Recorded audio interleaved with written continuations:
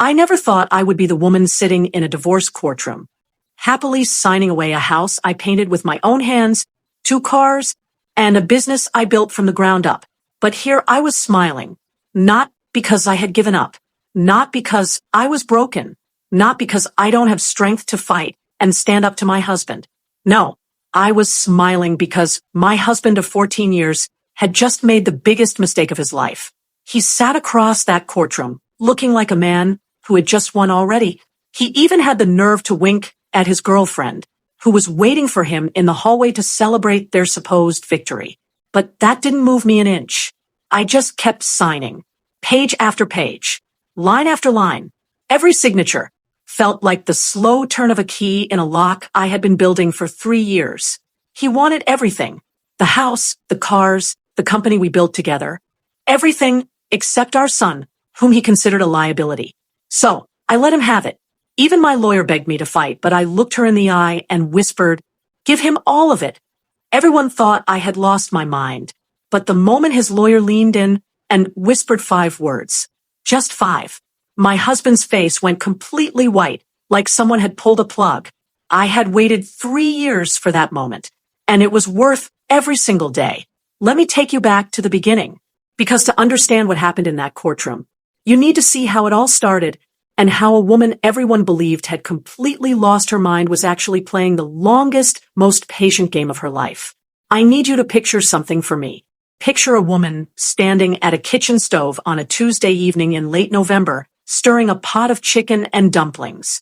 She was cooking for her family of 3, the kind of cooking that takes almost all day, the kind where you wake up early and put the whole chicken in the pot before your kid even gets up for school.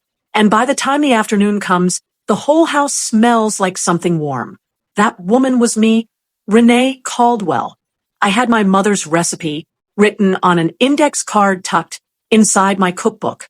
The ink faded in places because that card had been in my cookbook since I was 25 years old. My mother wrote it out for me when I got married to Marcus 14 years ago. She said, "Baby, learn this one recipe, and any man you feed it to will think you hung the moon." I had been feeding it to Marcus every Tuesday for 14 years. It's been 14 years since Tuesday dinners. 14 years of Marcus walking through the garage door into a warm kitchen with food on the stove, ready to eat my chicken and dumplings, which had now become his favorite food. 14 years of me making sure everything was ready, everything was right, everything was set, and everything was exactly what he needed it to be when he walked through that door. My 13-year-old son Jordan had gotten home from school about an hour before Marcus was due. He was 13 years old that fall. And he had this habit of dropping his backpack right in the middle of the hallway, not against the wall, not in the corner, right in the dead center where anyone walking through would trip over it. I had told him about that backpack probably 400 times. I told him again that Tuesday. He dragged it to the side, gave me that look that 13-year-old boys give their mothers when they think the rules are deeply unfair, and disappeared upstairs to do homework. I could hear him up there, moving around, the creak of his desk chair, and the occasional thud of something being dropped. I turned the heat down on the pot and checked the time. Marcus was usually home by 6, sometimes 6:15 if traffic were bad.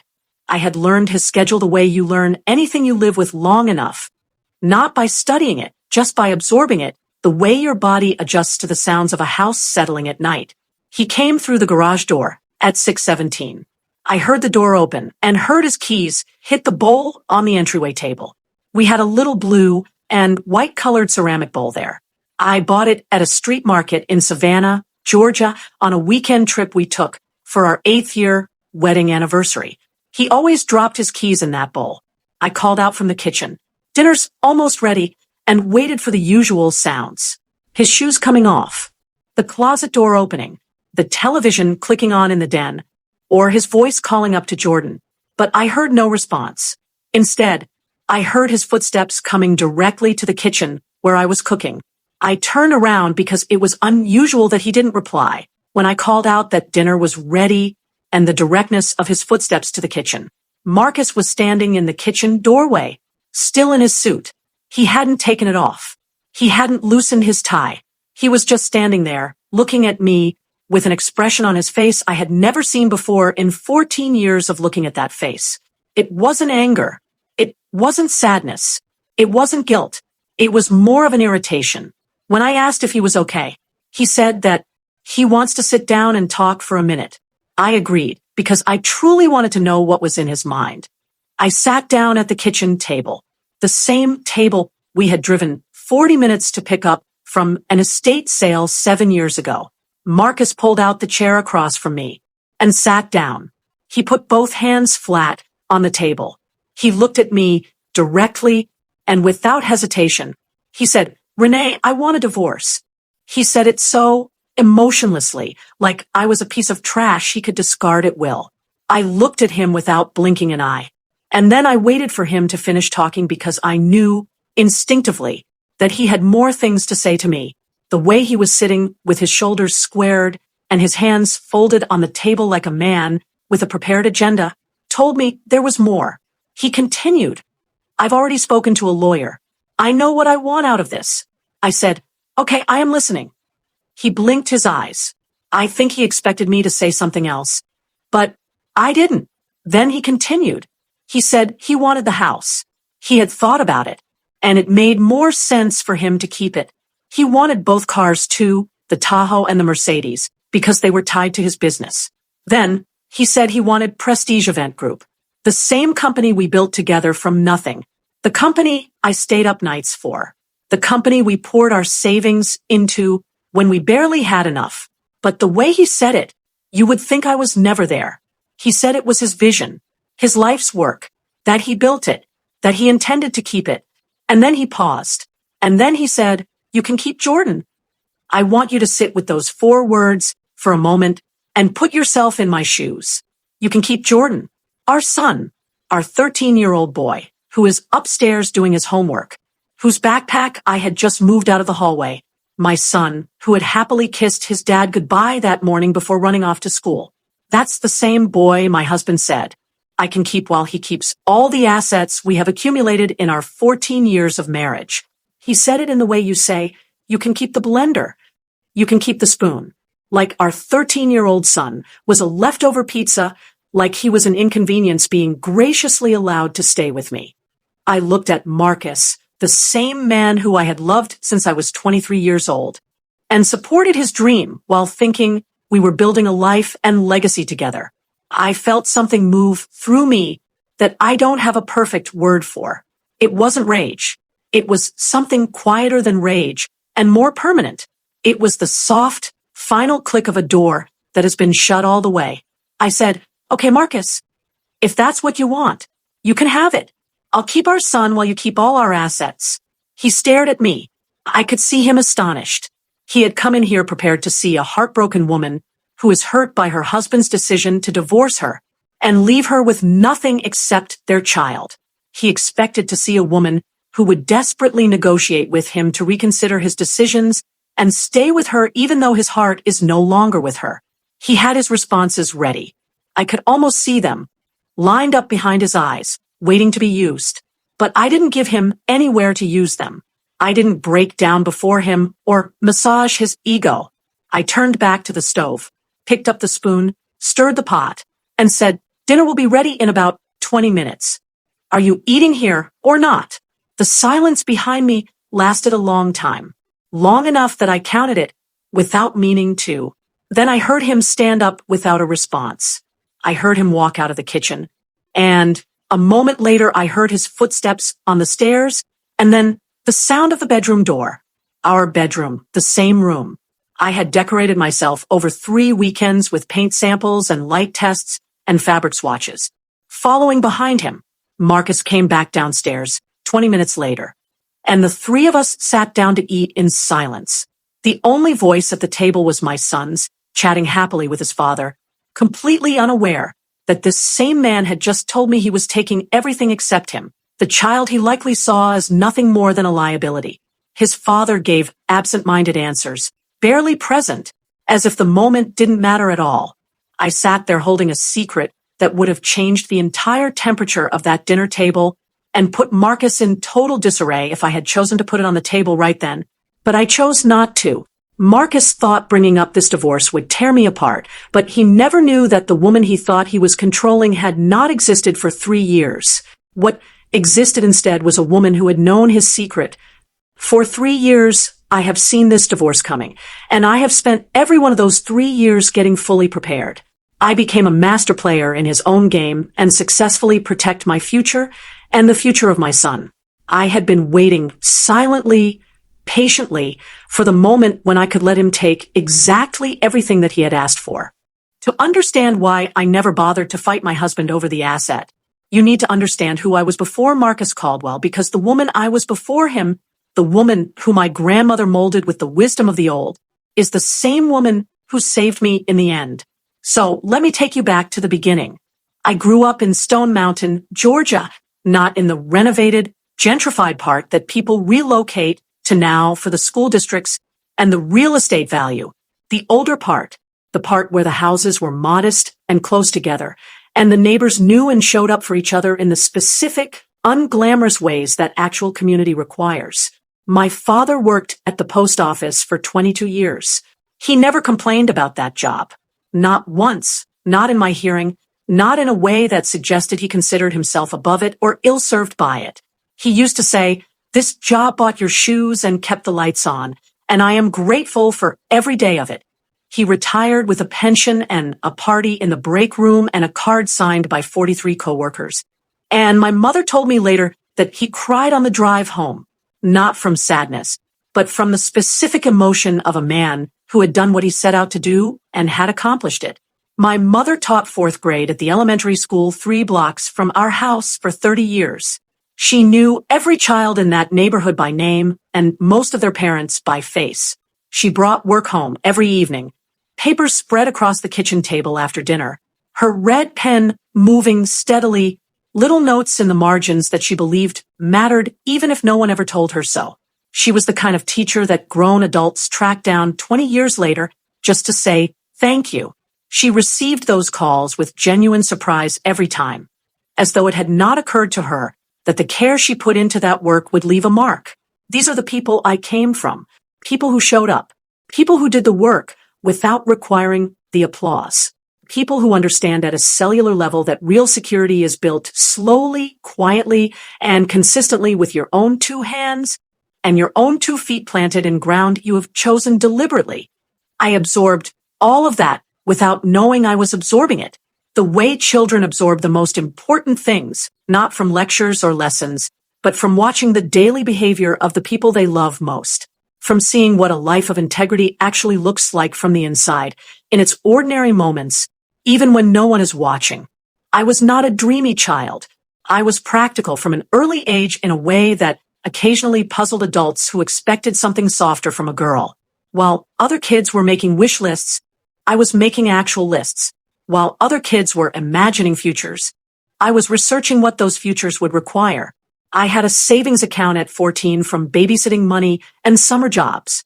I kept a ledger, an actual handwritten ledger, because my father had shown me how, because he believed that tracking what you have is the foundation of understanding what is possible. I was so good at math that I gained the attention of my teachers and even represented my school in an international math competition. I graduated high school with a clear direction and the discipline to pursue it. I earned a partial scholarship to Spelman College in Atlanta. I made up the rest through financial aid, a work-study position in the business department, and the savings account I had been adding to since I was 14. I did not take that scholarship lightly. I treated it like the opportunity it was, arriving early, staying late, and doing the work with the full seriousness of someone who understands that what you have been given is only as good as what you do with it. I graduated with a degree in finance, a 3.8 GPA, and a job offer from a financial firm in Atlanta. I was a financial analyst. I was 22 years old. And I was good at it in the way I had always been good at things that required precision and patience and the willingness to keep looking until the numbers told the truth. I had my own apartment, my own car, my own health insurance, my own 401k was started the first month I received my first real paycheck because my father had told me the best time to start saving is the day you start earning. I was building something. I wasn't building loudly or with anyone watching. I was just building the way my parents had built, the way their parents had built, steadily, practically, and with the long view in mind. And then I met Marcus. It was a charity gala hosted by a nonprofit I had been volunteering with since my sophomore year at Spelman. They provided after-school programs for children in underserved Atlanta neighborhoods. He asked to take me out on a coffee date, and I agreed. Marcus was 30, freelancing as an event coordinator, beautiful in a specific way that had more to do with confidence than features, full of a vision so large and so detailed that it barely fit in the room with him, a luxury event production company. Not just logistics, but full immersive production, the kind of events people talked about for years afterward. He talked about that vision the way some people breathe, like it was involuntary, like it was already real, and the physical world simply hadn't caught up yet. What he did not have was capital, a client base, vendor relationships, systems, contracts, infrastructure, the unglamorous scaffolding that turns a vision into an actual functioning business. I had all of those skills. I had spent 2 years at the financial firm developing exactly the kind of analytical and operational capabilities that a growing business requires. I understood profit and loss, cash flow management, contract negotiation, vendor relationships. I understood how to build systems that sustain growth rather than collapse under it. I told him over that first coffee that his vision was strong, but he would need serious infrastructure to support it. He would need someone who understood the numbers, someone who could build the operational foundation while he built the client relationships. He looked at me across that coffee shop table and said, "That is exactly who I have been looking for." I thought he was talking about a business partner. I believed that was what he meant. I was 23 years old, and I chose to hear it as the most romantic thing anyone had ever said to me, that I was exactly what someone had been looking for, without examining closely enough what role I was being cast in. That examination, had I done it honestly, might have told me something important. It might have suggested that a man who describes the woman he wants to love in terms of what she can provide for him has already made a calculation that has more to do with utility than with partnership.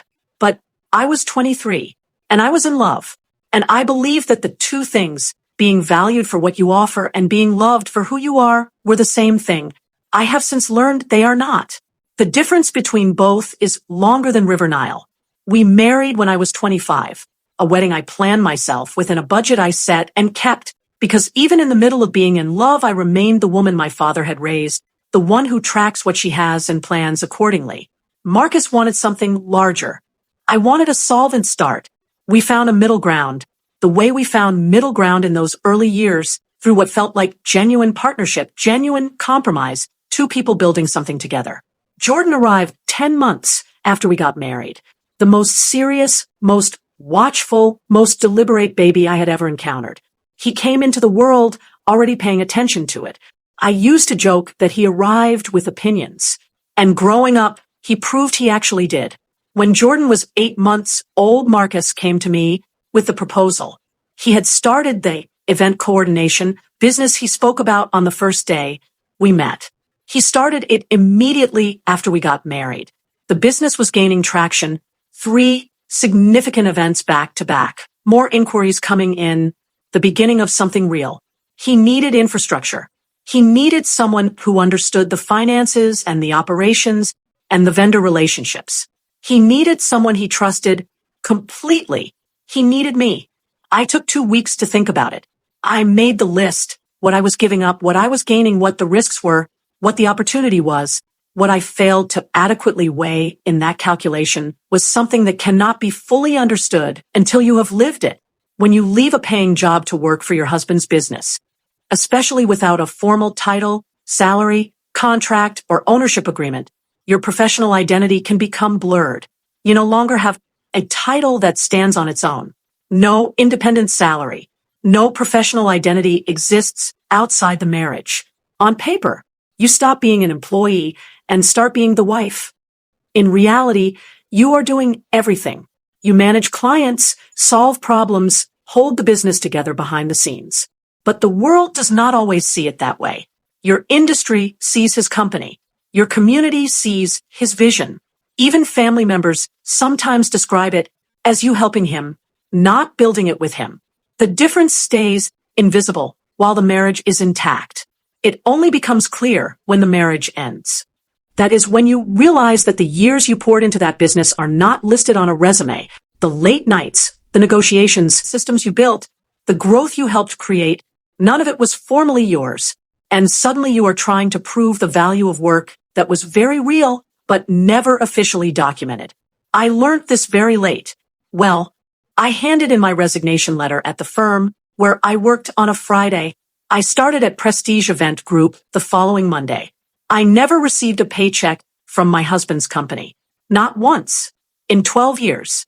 I want to be precise about what I contributed to that company because Marcus was never precise about it, and someone should be.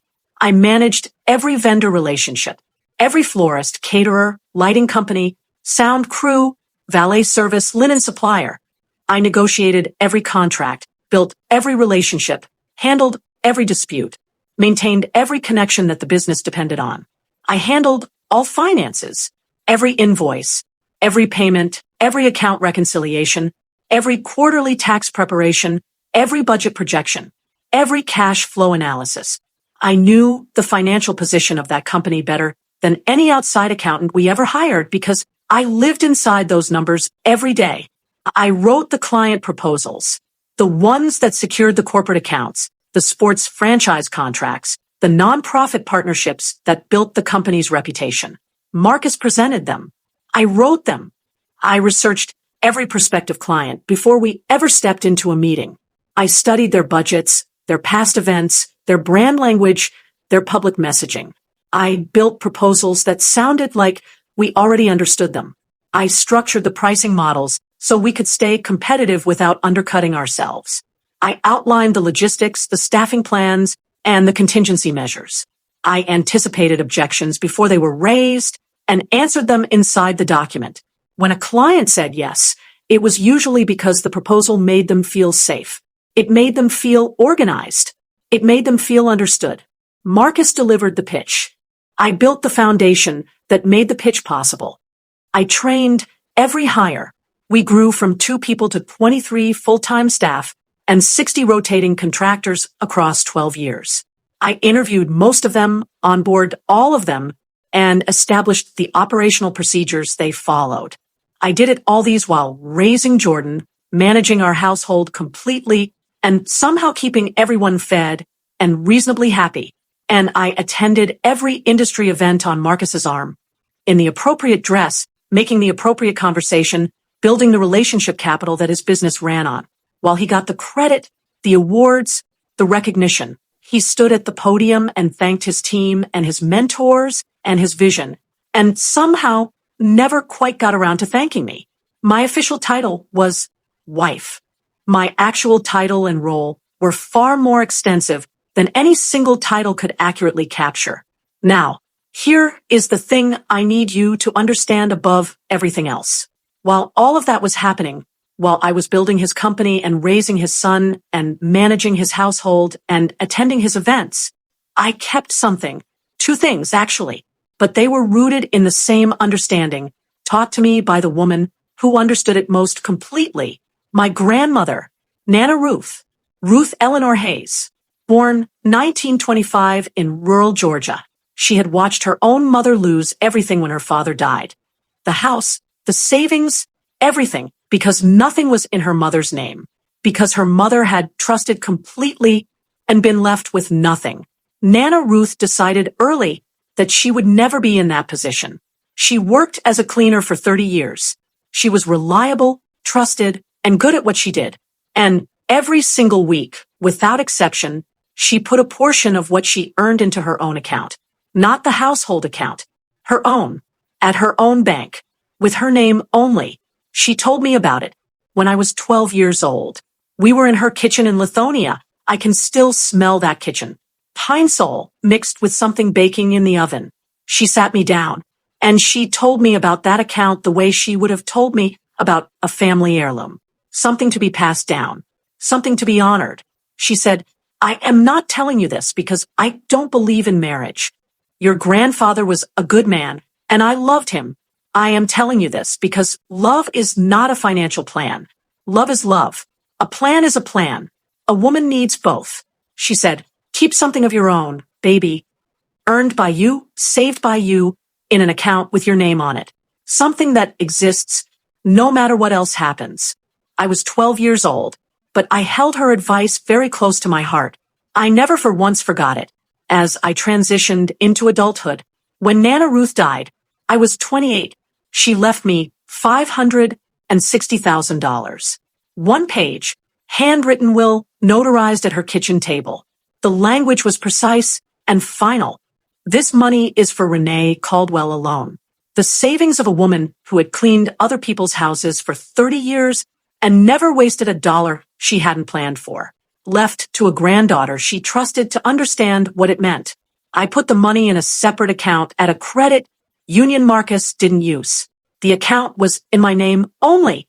I never commingled those funds with any joint accounts, never used them for household expenses, and never discussed them with him. The money sat in that account for 6 years, untouched, uncommingled, legally mine under every definition Georgia law provided. I also kept my 401k from the firm, rolled it over when I left, never touched it, and let it grow for 12 years while I gave my time, my skills, and my energy to a business that bore someone else's name. The difference between the inheritance and the retirement account is $730,000. Entirely in my name, entirely protected, entirely invisible to the man sleeping in the next room who believed he knew everything about our financial life. Marcus knew everything about his financial life. He knew nothing about mine. Nana Ruth had taught me the difference. My grandmother's advice later became a succor, a pillar, and a savior when I found out who Marcus was and how he betrayed me. On one fateful Wednesday night, in late October, 3 years before Marcus told me about the divorce, Marcus had traveled to Charlotte, North Carolina. He said it was for a venue consultation, a corporate client planning their annual gala. At that time, he traveled often enough that his absence had its own familiar rhythm. The house felt different when he was gone. Not better, not worse, just different.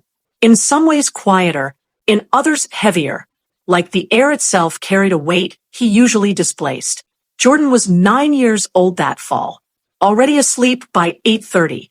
I was at the desk in the home office, reconciling the company's quarterly accounts. Something I still did by hand on a spreadsheet, line by line, because I learned years ago that the act of moving through numbers manually forces you to actually see each one rather than accepting a summary. Software tells you the total. Your eyes read the story.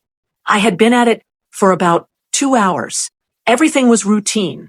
I went through vendor payments, client deposits, contractor invoices, utility bills, and operational expenses. These were numbers I knew as well as I knew the layout of my own kitchen. I moved through them almost without thinking, each entry familiar, each calculation automatic. And then something caught my eyes. There was a transfer I did not recognize. This was a recurring transfer. The same amount was sent on the same date on the 15th of every month to an account number that matched nothing in our vendor records, nothing in our contractor database, nothing in our 12 years of operational history. $1,983 every 15th. Like clockwork, I told myself it was a bookkeeping error. I was a practical woman.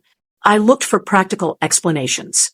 My hands stayed steady on the keyboard because I needed them to be steady. My stomach had already begun to understand something my hands were not ready to confirm. I pulled up the banking portal. I cross-referenced the account number against every vendor, every contractor, and every service provider we had ever worked with. Nothing matched. I ran it through every search available to me. Nothing came back that connected it to the business. It was 11 o'clock. I should have closed the laptop, but I didn't. By 11:30, I had traced it back 23 months. 23 months. Every 15th. Without a single exception. $45,609. Gone. Quietly, consistently, invisibly. To somewhere I could not see. To someone I did not know. I got up and made coffee. Not because I needed caffeine, but because I needed to do something with my hands that was not typing. I stood in the kitchen in the dark, just the small light above the stove, the rest of the house asleep around me. And I drank half that cup, and I made myself breathe, and I made myself think. There has to be a reasonable explanation. Marcus had occasionally set up payment arrangements with certain vendors that came to me late in the paperwork cycle, not because he was hiding them, but because he handled certain relationships himself, and sometimes the documentation lagged. It had happened before.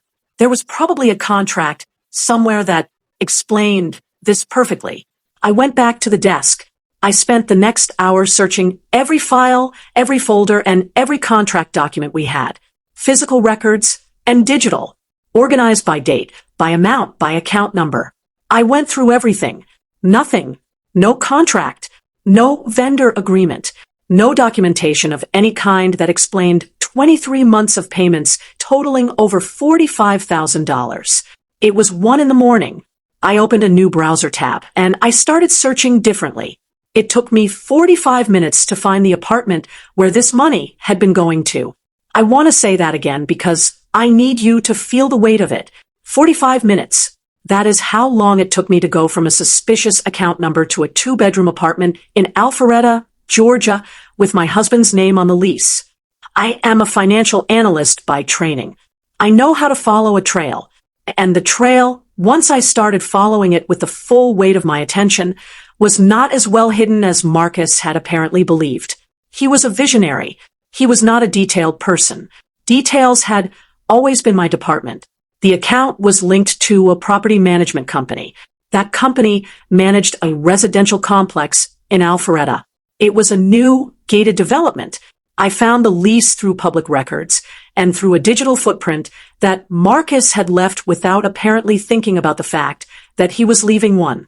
He had used his personal email for the rental application, the same email I had access to because we had shared passwords for years for exactly the administrative convenience that now made my stomach tighten. I opened the email account. I found the lease, his name, his signature, an address in Alpharetta I had never heard him mention, and 23-month lease that had begun 23 months ago, meaning he had signed it 2 months before the transfers in our accounts began, meaning he had found the apartment first, then set up the payment. In that order. This was not an impulse. This was not a mistake or an accident or a moment of weakness that got complicated. This was a decision made deliberately and executed in sequence by a man who had planned what he was doing before he did it. I sat and looked at that lease for a very long time. I should have stopped there. Any rational person would have closed the laptop and called a lawyer in the morning. But I didn't because some part of me already knew, in the way you know things before you have the evidence to confirm them, that the apartment was not the whole story. I was right. It was not even close to the whole story. I went into his email. I searched for the apartment address. 47 emails came back. I opened the oldest one first, and I read forward in time. Her name was Brittany. She was 26 years old, an event coordinator at a hotel group that Prestige Event Group had partnered with on several corporate accounts. I knew the hotel group. I had negotiated contracts with them. I had shaken the hand of their general manager at an industry conference in Savannah 2 years ago and followed up with a thank you email that same evening, because that is how I did things. I had never met Brittany specifically, but she had met Marcus. She had met him at a venue walkthrough, and somewhere between that walkthrough and the 47 emails I was now reading, they had become something that made the apartment suddenly make complete sense. I read carefully. I read everything.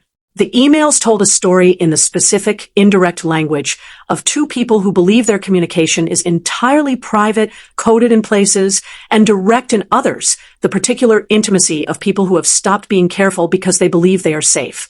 I found the email that stopped me. She had sent it 8 months ago. I read it twice, then a third time. She was telling him about a doctor's appointment. She was telling him it had gone well. She was telling him the heartbeat was strong. I sat in that desk chair, and I did not move for a very long time. A heartbeat. My husband had gotten another woman pregnant. I did the math with the same steadiness I had applied to the account reconciliation, because it was the only thing I had left at 1:30 in the morning, and I was going to hold on to it. The email was 8 months old, which meant at the time of that email she was in her first or second trimester, which meant that now, sitting at this desk, she had either lost the pregnancy or carried it to term. I kept reading.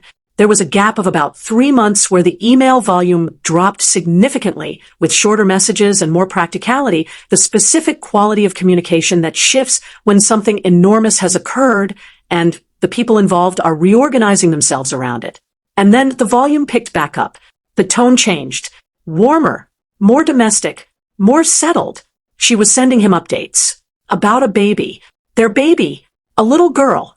Marcus Caldwell had a daughter, approximately 4 months old, living in an apartment in Alpharetta, 35 minutes from the house where I was sitting right now in the dark, in the home office, surrounded by the quarterly accounts of the company I had spent 12 years building for him. I closed the laptop. I sat in the dark for a long time. The clock on the wall said 3:17 when I finally looked at it. I have been asked since then, by my therapist, by my sister, and by Angela, what I felt in that moment. What it actually felt like sitting in that chair at 3 in the morning holding all of that and knowing that your husband had a child with another woman. My most honest answer, I know, is that it felt like the floor of my life giving way beneath me. I felt like I had been used. God, I felt like I was dreaming. I have given Marcus 14 whole years, a good marriage, a child, a business, a house, a life I had poured myself into without reservation, and I had been repaid with a lie and a lease, a lie with a heartbeat, a lie that was 4 months old and living in a pink jacket in Alpharetta. But little did I know that his infidelity was just the tip of the iceberg. What I found out over the following 3 weeks was a picture so different from the one I had been living inside that I had to sit with it for several days before I could hold it steadily. Not just Brittany, not just the apartment, not just the baby, the whole thing. Every corner of our financial life that I had accepted on faith rather than examined with the full weight of my professional training. Please stay with me, because what I discovered is the foundation everything else rests on. This is the mechanism underneath the outcome. And once you understand what I found, you will understand why a man who gave me a divorce paper and told me he wants everything except our son Jordan walked into a courtroom believing he had won and walked out with something that would take years to climb out from under, if he ever could. The business was not what it appeared to be. Not even close. What I had not accounted for all these years were the corners Marcus had kept deliberately outside my line of sight, thinking that he was a smart businessman. Corners I had not thought to examine because I was managing 20 other things and because I trusted him. That trust was the crack in my armor. And Marcus, whether by design or by the particular carelessness of a man who never imagined being held accountable, had widened that crack into something catastrophic. I started my investigation with Marcus Business Prestige Event Group. I pulled every loan document, every line of credit agreement, every payment record, and every correspondence with lenders that I could access. I examined things I had previously accepted at a summary level and read them in their entirety. I cross-referenced every figure against source documents rather than trusting the numbers as they had been presented to me. What emerged was a financial reality so different from the one I had been operating inside that I had to stand up from the desk and walk around the house for 10 minutes before I could sit back down and continue looking at it. Marcus had opened 2 additional lines of credit without my knowledge, not without my signature. I examined the documents carefully, and they bore a signature that was meant to look like mine, but was not. That was a detail I noted and documented and filed carefully for reasons that would become relevant later. Both lines were maxed. Combined balance, $300,000. He had taken a loan against the company's physical equipment, cameras, lighting rigs, sound systems, staging materials, and the entire physical infrastructure that every event we produced depended on. If that loan defaulted, the equipment went with it. Every piece of gear we had spent 12 years acquiring would be gone. Loan balance, $120,000. Vendor balances. This one required the most forensic work because Marcus had been careful about it, rerouting certain vendor communications to an email address I did not monitor buried in an account settings file I had no reason to examine. When I finally accessed those communications, I found invoices that had aged from 30 days to 90 to 120, and vendors who had been patient because of their long relationship with the company, but were beginning to move toward formal action. Outstanding vendor balances, $140,000. Back taxes, 3 consecutive years of federal underpayment. Not accidental. The pattern was too consistent and too precisely calculated to be accidental. The IRS had sent notices. Those notices had gone to a P.O. box Marcus had opened 18 months ago. A detail I found buried in the company's registered address documentation. With penalties and interest, the back tax liability had grown to $110,000. The deferred balloon payment on our commercial office lease, a payment Marcus had told me twice had been successfully renegotiated, had not been renegotiated.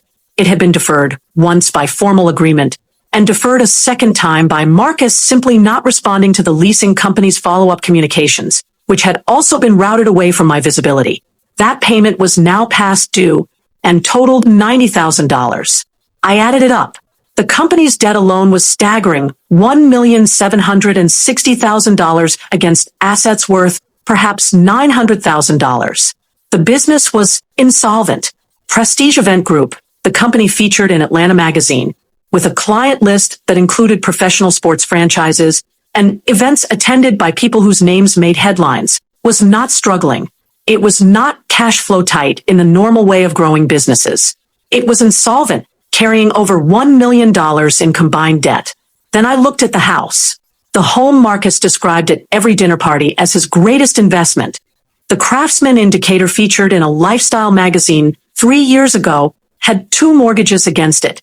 The original loan was taken out when we bought the property. We had paid it down to approximately $390,000 still owed. A second mortgage, taken out 23 months ago, around the same time Marcus had signed the apartment lease in Alpharetta. He had refinanced against the equity we had spent 5 years building and pulled out $390,000.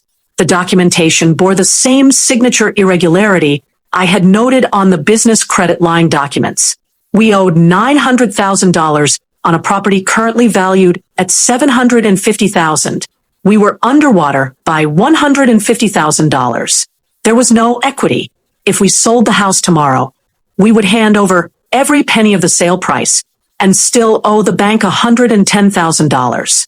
The house, which I told you earlier that Marcus demanded in the divorce, the house he had already mentally redecorated in his mind, was a liability dressed as an asset, a hole in the ground wearing the clothes of an investment. And he did not know it because he had never sat down and looked at all of it together. He had managed his financial life in compartments, each debt in its own category, each obligation in its own mental drawer, never adding them into a total, because adding them into a total would have required confronting a reality he was not prepared to confront. He had borrowed against the house to fund a life he could not afford. He had then so thoroughly avoided looking at the complete picture that he had forgotten how much he had borrowed. I had not forgotten a single number. Both company vehicles were leased. I had known this. I had managed the initial lease paperwork. What I had not tracked closely enough were the specific terms, particularly the balloon payments due at the end of each lease period. Both leases were coming due within 14 months. The balloon payments, the lump sums required to purchase the vehicles rather than return them, totaled a combined $150,000. Neither vehicle would remain in anyone's possession without those payments. The Mercedes in the driveway, the Tahoe Marcus used for client meetings, neither of them belonged to us. They belonged to the leasing company and would be returned to that company when the payments came due and could not be made. And the money itself, where had it gone? Because this is the question underneath every financial disaster, not just what is owed, but where the resources went. Money does not disappear. It goes somewhere. And where it goes tells you everything fundamental about the decisions a person made when they believed no one was watching. I traced it all. I found the cryptocurrency accounts first. 3 platforms, login credentials stored in the same folder where Marcus kept misfiled contractor records. He used the same password pattern for most things, Another detail-oriented failure in a marriage built on the assumption that details were someone else's responsibility. He had invested $130,000 across those platforms over 18 months. Current value of those investments, $4,200, $126,000. Gone. 2 private investment agreements followed, both funding Atlanta restaurant projects Marcus had believed in without apparently conducting any meaningful due diligence. The first restaurant had closed after 7 months. The second had never opened. Construction delays, a partnership dispute. The whole thing quietly dissolved without ever serving a single customer. Combined investment, $70,000. Combined return, 0. The personal expenses were the most time-consuming to document because they were the most deliberately obscured, woven into legitimate business expense categories in ways designed to withstand casual review. But I was not conducting a casual review. I was conducting the most thorough examination of our financial records that had ever been done, line by line, date by date, cross-referenced against our actual client calendar to determine which charges had legitimate business explanations and which did not. The ones that did not, flights to cities where no client activity occurred in the surrounding dates. Hotel stays billed as site visits for events that were never booked. Restaurants charged as client entertainment on dates when our client calendar showed no scheduled meetings. Clothing, watches, personal items run through the business account under miscellaneous categories. And of course, 23 months of rent and furnishings and utilities for an apartment in Alpharetta where another woman was raising his child. I totaled everything. What Marcus had spent, hidden, lost, and diverted from our shared financial life. Approximately $2,400,000. Money that had moved through our finances and vanished into choices he had made certain I would never examine. I closed the spreadsheet at 2:45 in the morning. I sat in the quiet home office, and I looked at the total at the bottom of the screen. Net value of everything Marcus Caldwell had spent 11 years building and was later planning to claim in a divorce, negative $800,000. He was not building an empire. He was building a hole in the ground and decorating the edges so carefully that no one standing nearby could tell the difference.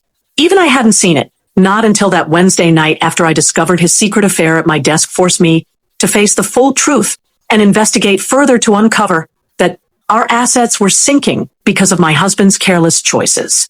I want to tell you what I decided in the hours after I completed that analysis, because this is the decision that everything else depends on.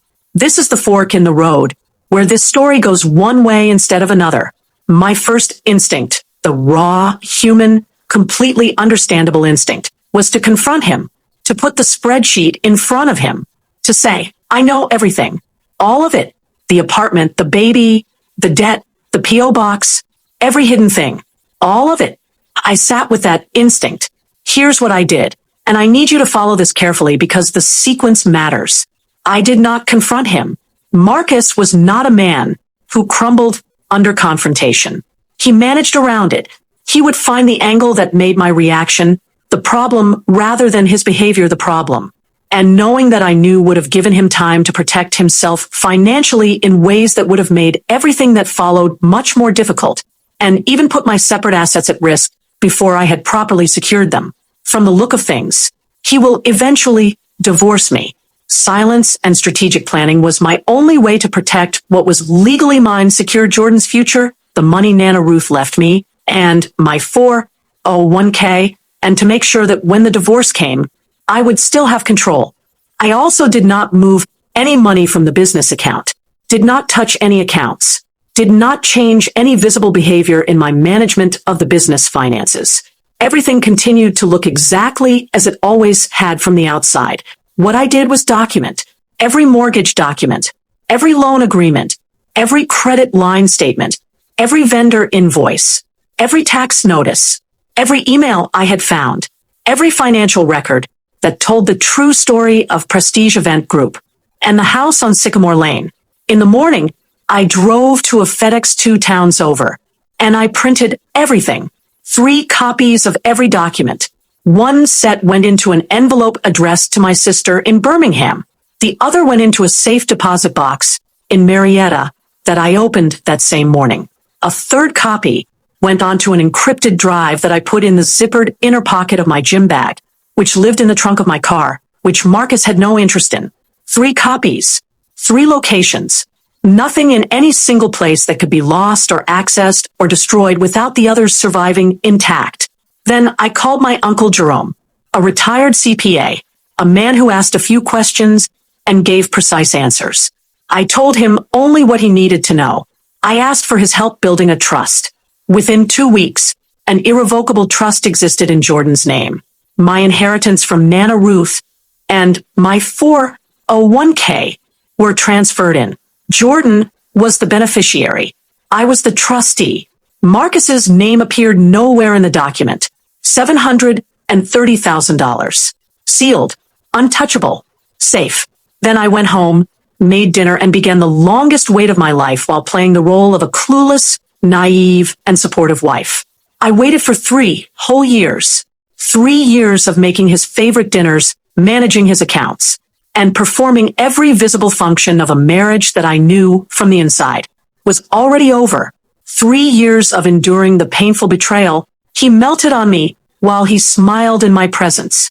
3 years of managing his business just the way I had always done, but the difference was that I was now doing all of it with complete clarity about what it was worth and what it wasn't.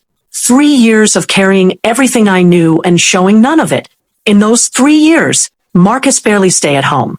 He traveled frequently to Charlotte, Dallas, Houston, sometimes Nashville, always with a business explanation that was plausible because the business did have relationships in those cities. I verified some of them against the client calendar. Some checked out. Some did not. Of course, some of the travels are just a constructed lie to see his mistress and daughter. Jordan, our son, would always ask, "Why does Daddy travel so much? Mom, is everything okay? Why didn't Dad come to my game?" I answered carefully every time. Honestly, where I could be and simply where I couldn't. What I could not tell my 13-year-old son was that his father was maintaining a second household 35 minutes away, that the man who occasionally forgot his baseball games had a daughter he was apparently present enough for to be paying her rent and buying her furniture. So I said what I could. Dad is very busy with work. Dad loves you. I will always be here. Those things were all true. They were just not the whole truth. I endured all this for a whole 3 years, right up until that Tuesday evening when he came home and sat across the kitchen table, telling me he wanted a divorce and wanted everything, the house, the cars, and the business, except our son. What my husband didn't know was that I had known his secrets. I have also seen this divorce coming and had prepared myself. I was ready to give him his valueless assets.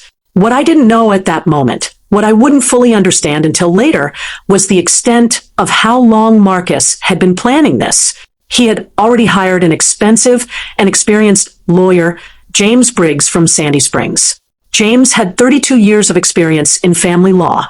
Marcus had been building his exit strategy for months while I was managing his vendor relationships and reconciling his quarterly accounts. He had been consulting with James about asset protection and divorce proceedings while I was scheduling his dentist appointments, taking care of our son, and preparing his meals.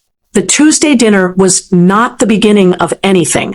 It was the announcement of a conclusion that had already been reached with professional guidance. In private, expecting the woman he was discarding to absorb whatever was placed in front of her and comply. He was about to find out how wrong that expectation was. The next day, Marcus' mother Patricia arrived, a woman who had treated me like a maid for 14 years while accepting my Christmas hospitality every December and eating my food at my table.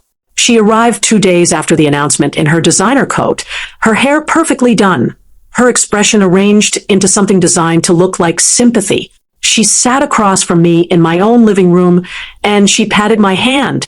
She said, "Renee, I want you to know I think you are a lovely person. But men have needs, dear. You have to keep a man interested. You have to make him feel like the priority. These things don't just happen on their own." She said it the way you explain something complicated to someone who is clearly not keeping up. Like the collapse of a 14-year marriage was a maintenance failure on my part.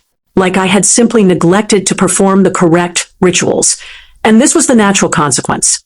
I looked at Patricia, and I thought about how a mother could support the betrayal his son had meted out on his wife, who stood by him for 14 years. Her advice about marriage had always been fascinating, considering the fact that her husband barely gave her time and attention. He prefers to spend 7 days a week at the golf course, specifically to avoid being in the same room as her for any extended period of time. But sure, I was the problem. "Thank you for coming by, Patricia," I said. She nodded with the satisfaction of a woman who believes she has delivered important wisdom to someone who needed it. The days that followed moved with speed. Marcus stopped eating dinner with us most evenings. He would come home late, after Jordan was already in bed, and I would hear him in the kitchen heating something up, then the television in the den, and then eventually his footsteps on the stairs. We occupied the same house the way two tenants occupy a building, aware of each other, sharing infrastructure, and otherwise separate. Marcus began the financial restructuring. The joint credit card was canceled without warning, business account notifications were rerouted to his personal email, and passwords on accounts I had managed for 11 years were changed one by one in a sequence that had the quality of a checklist being executed rather than a man improvising in the aftermath of a difficult decision. Everyone saw a woman whose world had just collapsed. A wife being thrown away after 12 years of helping her husband to build his business. A victim who didn't see it coming. But none of them knew that I had been prepared for this for a long time. Before we continue, if you're enjoying this story, please hit that subscribe button and tell me in the comments where you're watching from and what time it is there. I enjoy reading your comments. Thank you. Within a week of the announcement, Marcus had completely taken control. He told me that I should start thinking of moving to the guest room while things were being sorted out.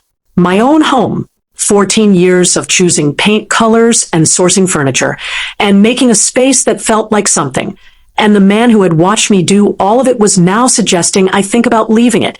The guest room became my permanent residence in what used to be our home. The message was clear. This isn't your house anymore. He brought Brittany, his mistress, to the house for the first time. I have thought a great deal about what it takes for a man to do that, to bring the woman he has been maintaining in a separate apartment, the woman who secretly has his child, into the home where his wife and son still live, to hand her a key and let her walk through a door that is not hers to walk through. It requires a specific kind of entitlement, not cruelty. Exactly. I do not think Marcus thought of it as cruel. I think he thought of it as inevitable. He had already moved on in his mind and his money and his private life, and the physical reality of the house was simply lagging behind the decision he had already made. She arrived on a Saturday afternoon. I was in the kitchen making Jordan's lunch. I heard the garage door, which I expected. Marcus had gone out that morning. I did not expect the second set of footsteps behind him. She was younger than I had imagined from the emails. She had that Instagram perfect look. Blonde highlights, perfect nails, yoga pants that cost more than my weekly groceries. She had this long look of someone who had not yet had to absorb enough of life to settle fully into herself. She was pretty in an uncomplicated way. She moved through my kitchen with the careful confidence of someone who had been told she had a right to be there and was working to believe it. Marcus did not introduce us. He spoke to her, and she spoke to him. And I stood at the counter making a sandwich for my son, and the three of us occupied that kitchen in a silence that was so complete and so bizarre that it almost had a texture. Jordan, my son, came downstairs 10 minutes later. He looked at her.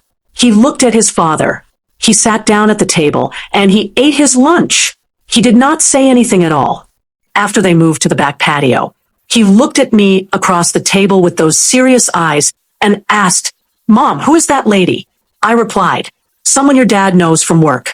He looked at me for a long moment, as though deciding whether to believe me or not. I could see that he did not believe me. He was 13 years old, and he knew I was giving him the answer I had available rather than the answer that was true, and he accepted it because he understood, in the way children understand things they are not ready to name, that the real answer was not something I could give him yet. I finished making Jordan's lunch. I sat with him. I kept my face calm and my voice ordinary, and I was present for every minute of that Saturday afternoon. And that night, after he was in bed, I sat in the home office and I let myself feel all of it. The audacity of it. The specific, grinding humiliation of standing in my own kitchen, making my son's lunch while my husband's mistress opened my cabinets looking for a glass. Gosh, I felt it fully. I let it move through me. But Marcus was not done with his humiliation. His mother, Patricia, came back 3 weeks later, this time with boxes. This time Marcus was home. I want to tell you what happened that afternoon in full, because I think you need to understand the complete texture of what I was living inside during those weeks. Not just the financial picture, not just the legal strategy, the daily, grinding, domestic reality of being in a house where two people had already decided you were gone. Patricia went through my belongings with the brisk efficiency of a woman who has made her decisions in advance. Old clothes, fine. Some of the family photographs. She selected which ones. My grandmother's recipe box, the one that lived on the kitchen shelf with my mother's index cards inside it. She picked it up.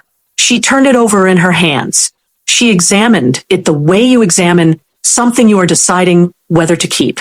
I said, "That comes with me." She set it down without comment, what I was not permitted to take, according to the inventory she had apparently prepared before she arrived. Any jewelry Marcus had bought me over 14 years, any furniture I had selected and purchased, any item of what she described as significant value. Those were marital assets, she explained patiently. Marcus was entitled to them. And then she packed my things in garbage bags. Not boxes, not the moving boxes stacked against the wall that Marcus had clearly purchased in anticipation of this exercise. Garbage bags, black, industrial, the kind you use for yard waste. She shook them open with the casual efficiency of someone performing a routine domestic task. And she filled them with 14 years of my life. I stood in my bedroom and I watched it happen. I watched my things go into those bags, clothes, personal items, and the small accumulated evidence of a life lived in a specific place for a long time. And I understood with complete clarity that this was not carelessness. This was not Patricia failing to think about how it would feel. This was deliberate. This was a message being delivered in the specific language of domestic humiliation. You are trash being taken out. And the most painful thing is that my 13-year-old son Jordan watched all of it. That was the wound underneath all the other wounds. Not the money, not the house, not Marcus' mistress, not how Patricia packed my belongings into garbage bags. It was watching my son quietly prepare himself for the collapse of the only world he had ever known. He had seen everything from the way his father stopped eating with us to the way he and I slept in the guest room, to the way his father was flirting with Brittany in our home, to the way his grandmother packed my things in a garbage bag, and the way he spoke to me like I was trash. Despite this, Marcus tried to manipulate and gaslight our son to make him see me as the bad person and the troublemaker. He said things to Jordan in the quiet, measured tone of a man who presents himself as the victim. I watched my son absorb it, watching me, watching Marcus, trying to hold two versions of the same situation in his 13-year-old mind and find a way to make them fit together. I stood at that stove, and I felt something tighten in my chest that had nothing to do with strategy and everything to do with being a mother watching her child be used as a piece in a game he was too young to know he was in. Marcus was certain I could lose the house. I could lose the business. I could lose every material thing I had spent 14 years building. But watching my son look at me like I was the problem because his father was carefully, methodically, and patiently feeding him a version of events designed to make me look like the problem. That was the wound that actually bled. That was the knife. I moved into a small apartment with Jordan, 2 bedrooms, 1 bathroom, and a kitchen, so cramped it barely fit the two of us at once. It was nothing like the life we had left behind.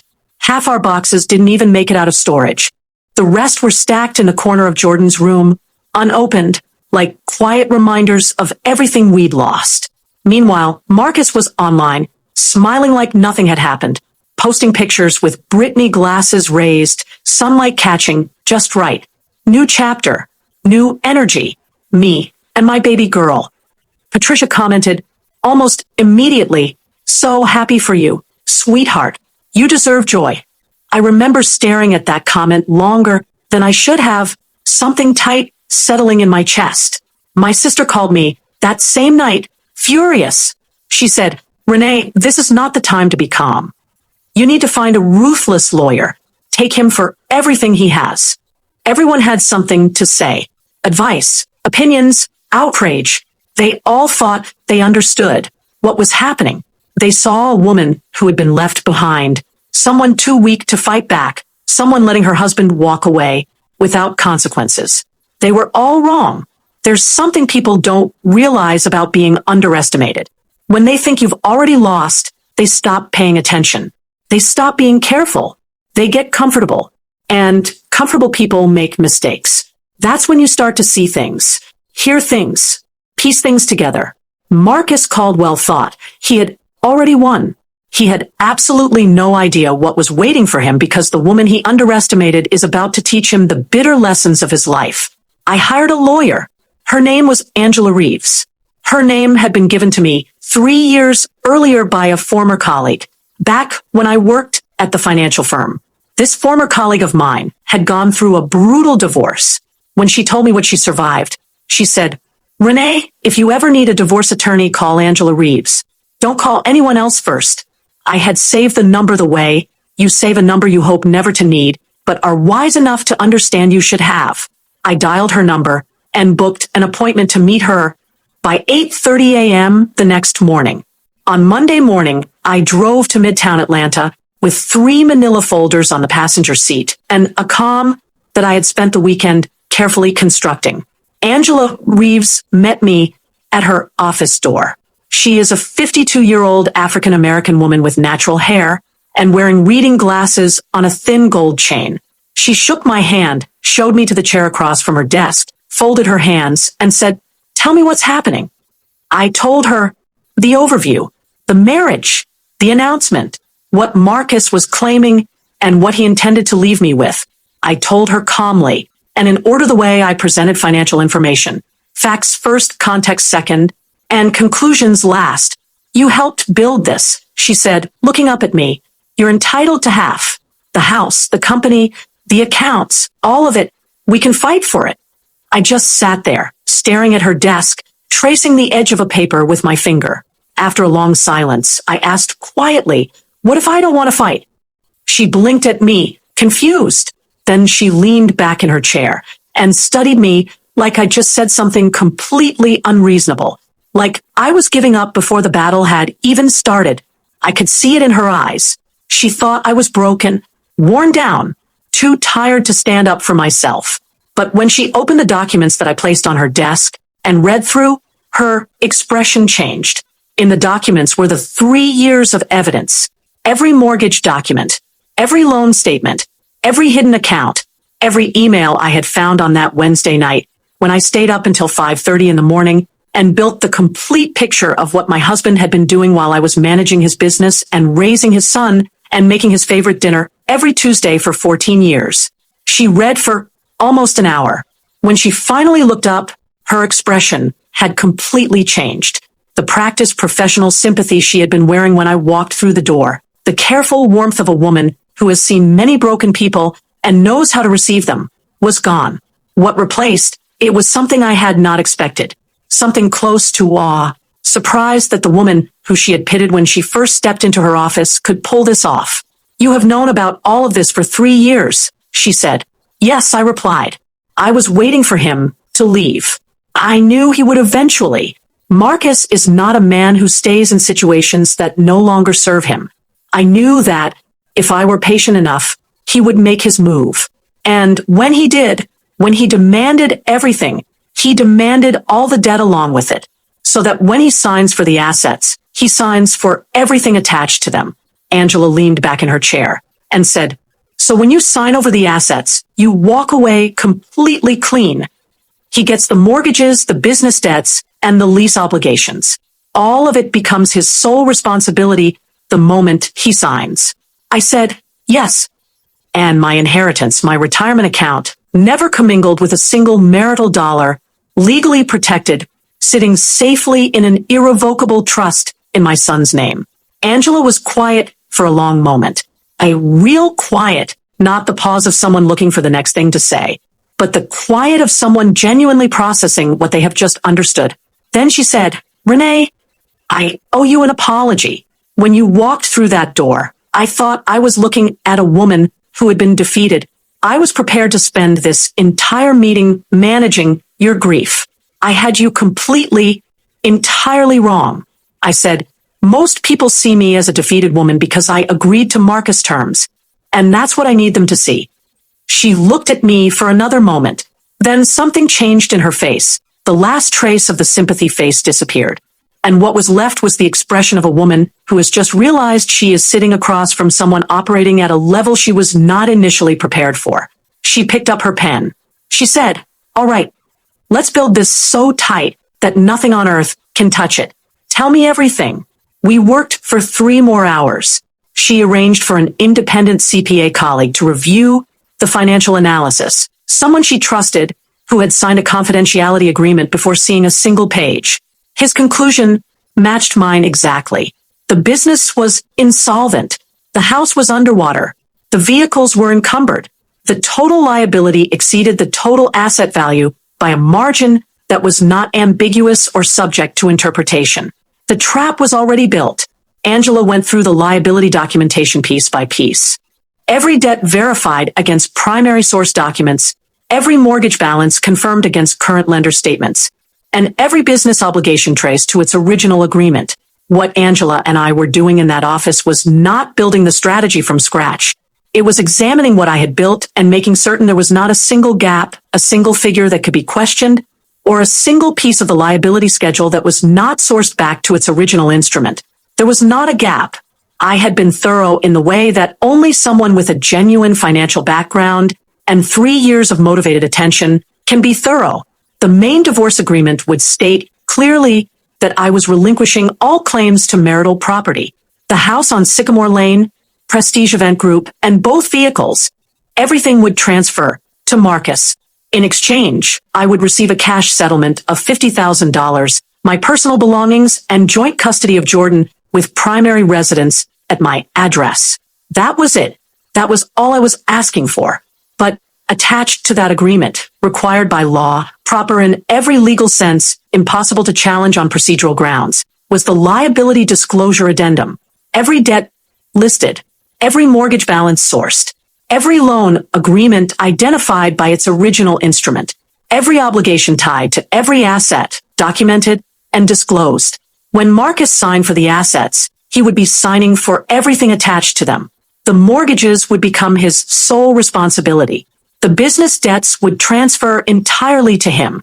The lease obligations on both vehicles, the back taxes, the balloon payment on the commercial office lease, the vendor balances, and all of it will be all his. Angela looked at me across her desk after we had gone through every line of the addendum, and she said, "One final thing before you leave. You sounded so confident and uncared before me, but I need to know, honestly, not bravely, whether you can maintain this performance all the way to the final hearing, not just in mediation sessions. In every visible interaction, every conversation that might reach Marcus, every moment where someone who knows you might be watching and reporting back. Because if you crack at any point before that courtroom, if you say one thing to the wrong person, if Marcus or his attorney sees one moment of the woman I'm looking at right now instead of the heartbroken and devastated woman he thinks he's divorcing, this will fall apart." I replied, "I have been doing this for 3 years already. Angela, I am ready." I left her office that afternoon feeling lighter. I had carried this burden for 3 years, but now someone competent, prepared, and completely on my side was now building the legal structure around what I had spent 3 years assembling. I was not alone in it anymore. The next several months were the most demanding performance of my life. I became exactly what everyone expected me to be. Broken, defeated, a woman barely holding herself together, who had decided the fight was not worth having. I showed up to mediation sessions with red eyes like someone who had been crying. My hands trembled, and I spoke softly, hesitantly, like a woman who'd lost all her confidence. I asked for so little that even the mediator found my compliance uncomfortable. I could see it in the slight tightening around his eyes of the mediator every time I accepted something without pushback. He was looking at a woman with 11 years of documented professional contribution to a growing company asking for $50,000 and her personal belongings and nothing else. And some part of his professional training was registering that this did not add up. But I was consistent. I was cooperative. I was, in every visible way, a woman who had accepted her circumstances and wanted the whole thing finished. During the second mediation session, I looked at Douglas Webb, Briggs, and Marcus, all sitting across that round table in that neutral Buckhead office. Then I said, I want this to be finished. I don't want to make this harder than it already is.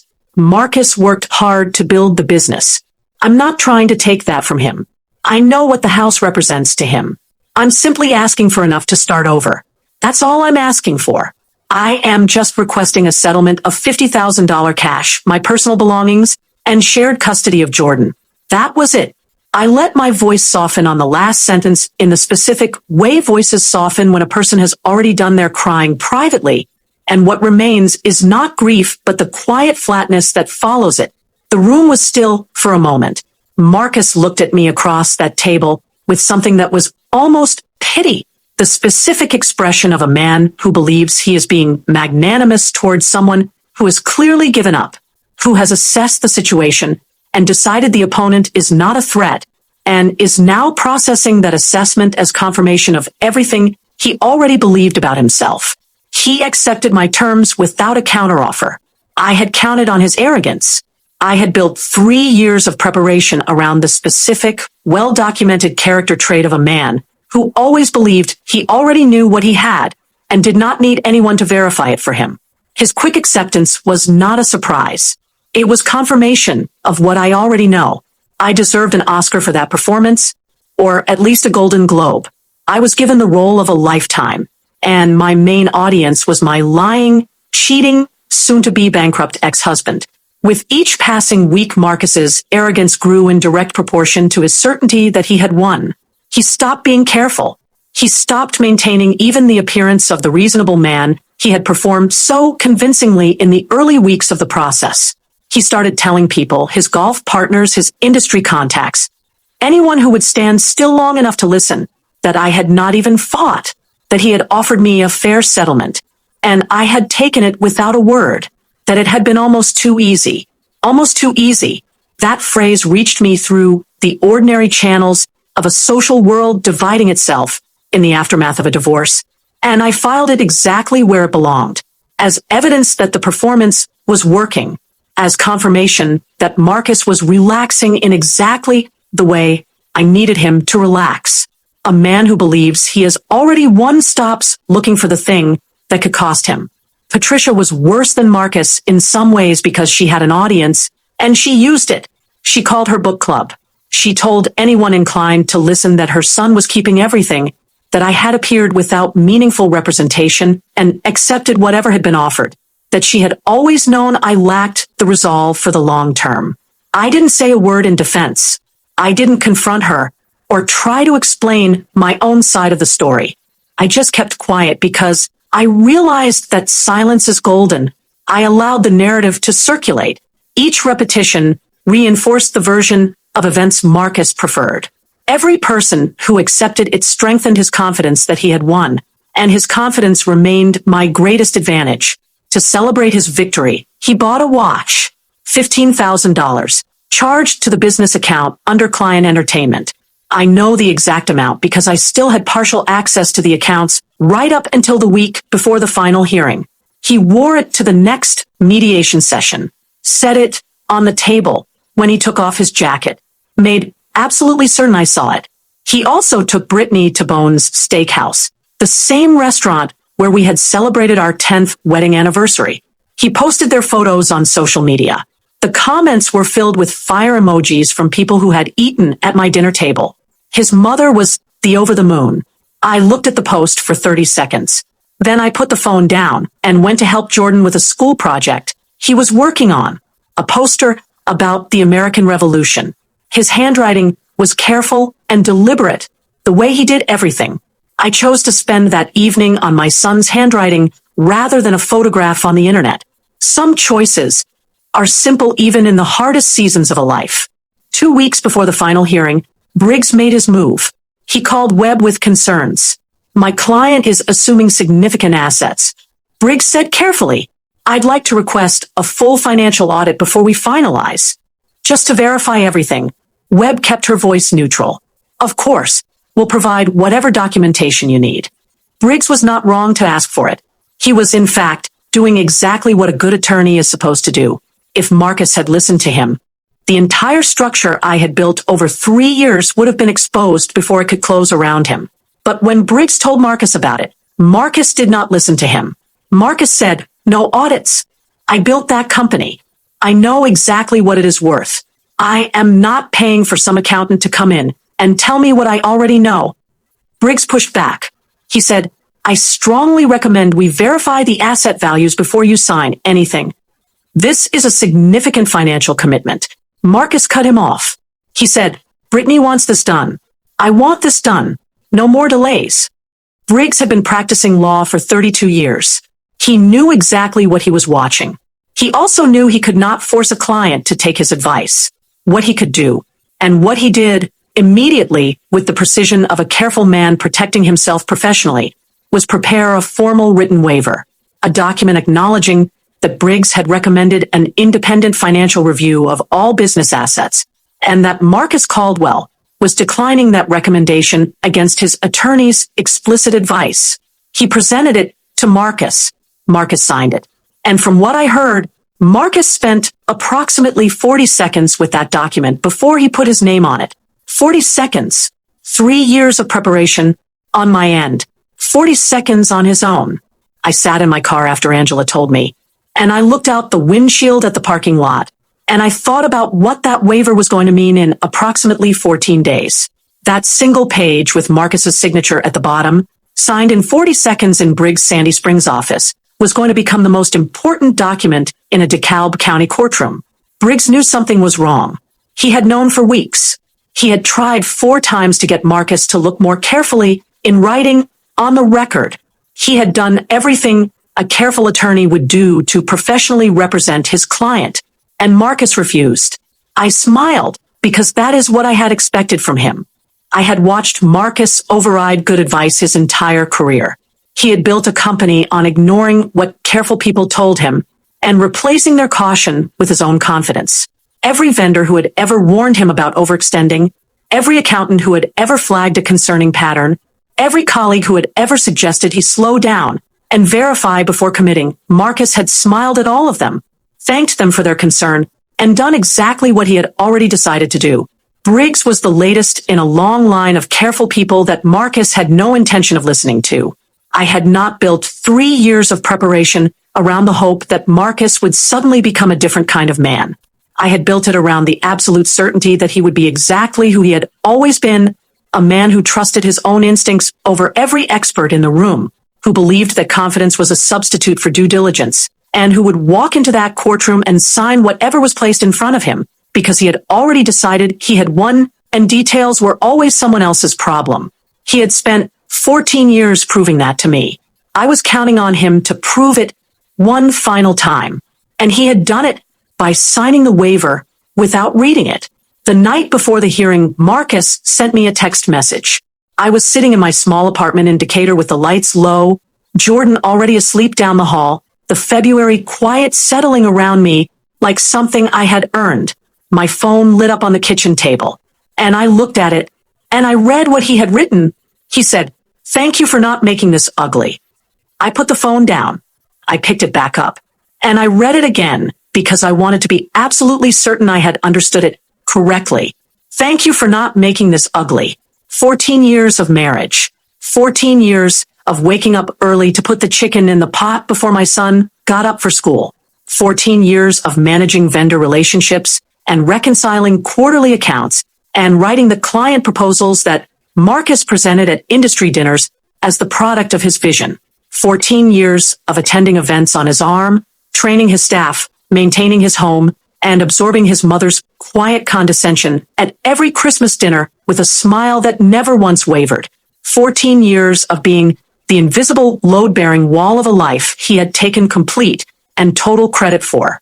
and he was thanking me for being cooperative, for not making things difficult for him, while he threw me away like something he had finished with and no longer needed. I sat at my kitchen table in my small apartment with the sage green walls I had painted myself, and I looked at that message for a long time. Then I typed back, "I just want what's best for Jordan." I put the phone face down on the table. What was best for Jordan was already handled and had been handled for 3 years, $730,000 in an irrevocable trust in his name, sealed and untouchable, documented as separate property, with a paper trail that was unassailable from every legal angle. Jordan's college, Jordan's first home someday, Jordan's safety net that no court proceeding, no creditor, and no financial disaster of any kind could reach. Marcus was going to walk into a courtroom tomorrow morning expecting to collect a prize. He had absolutely no idea what he had actually signed up for.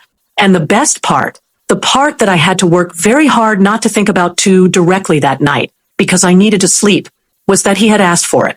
In writing, with witnesses, signed his own name to it, without reading it carefully enough to understand what he was agreeing to.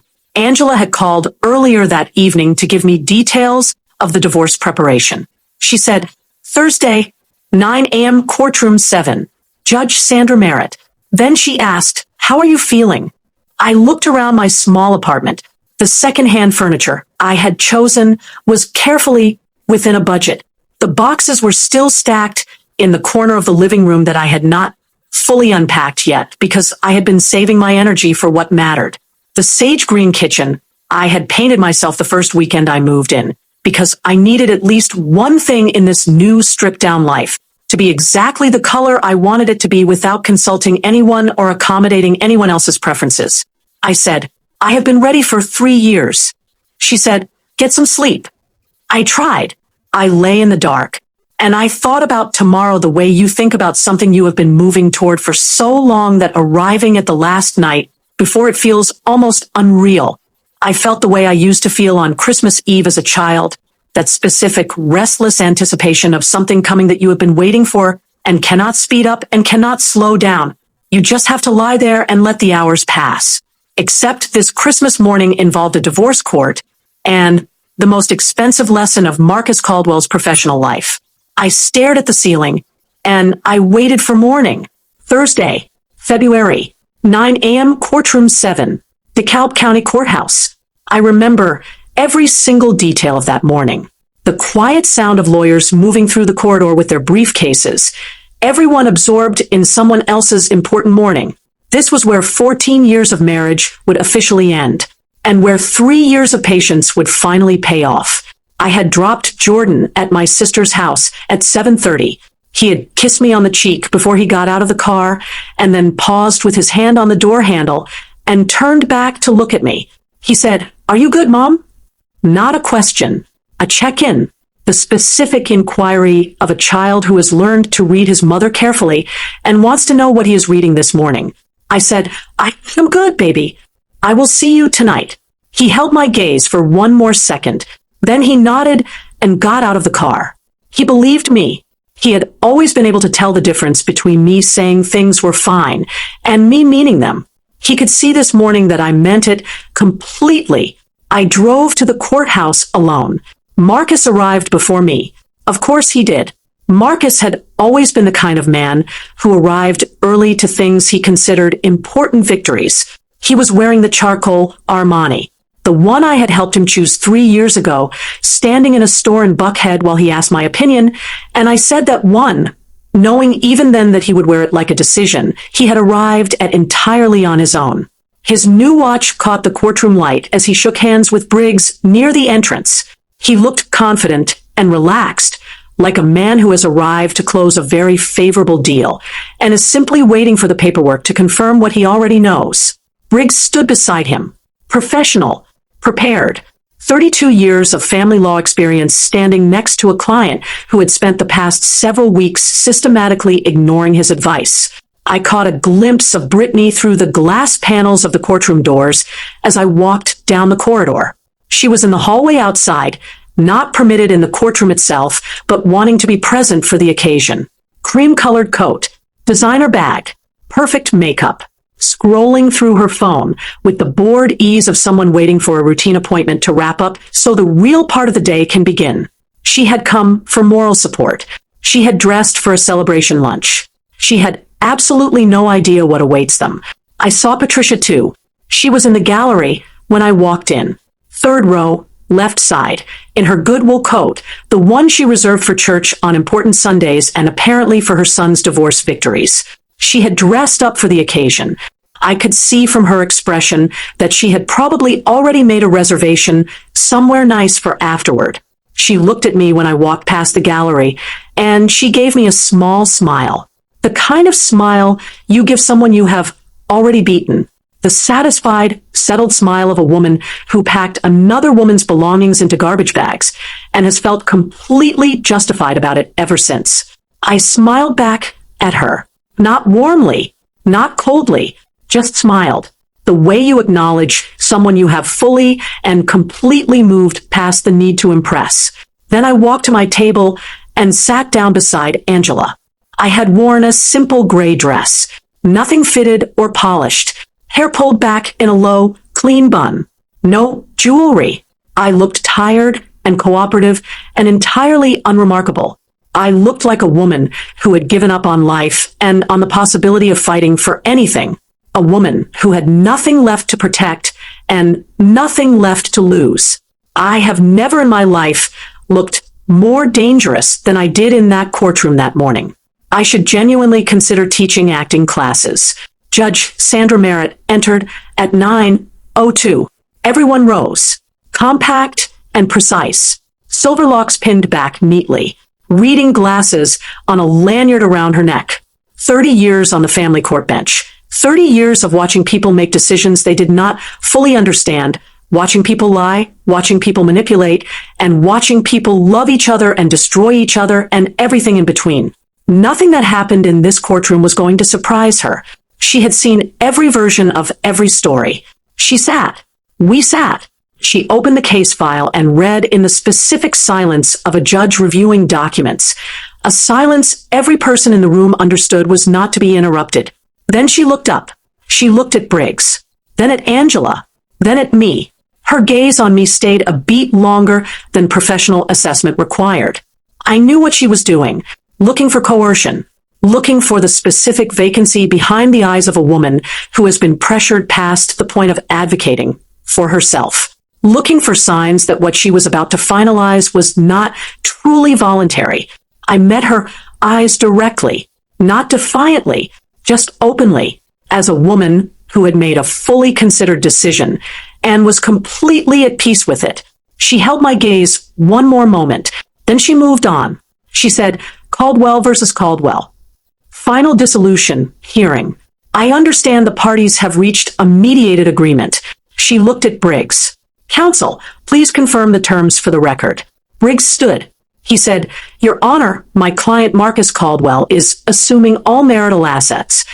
The family residence at 4412 Sycamore Lane, the business known as Prestige Event Group, and both company vehicles.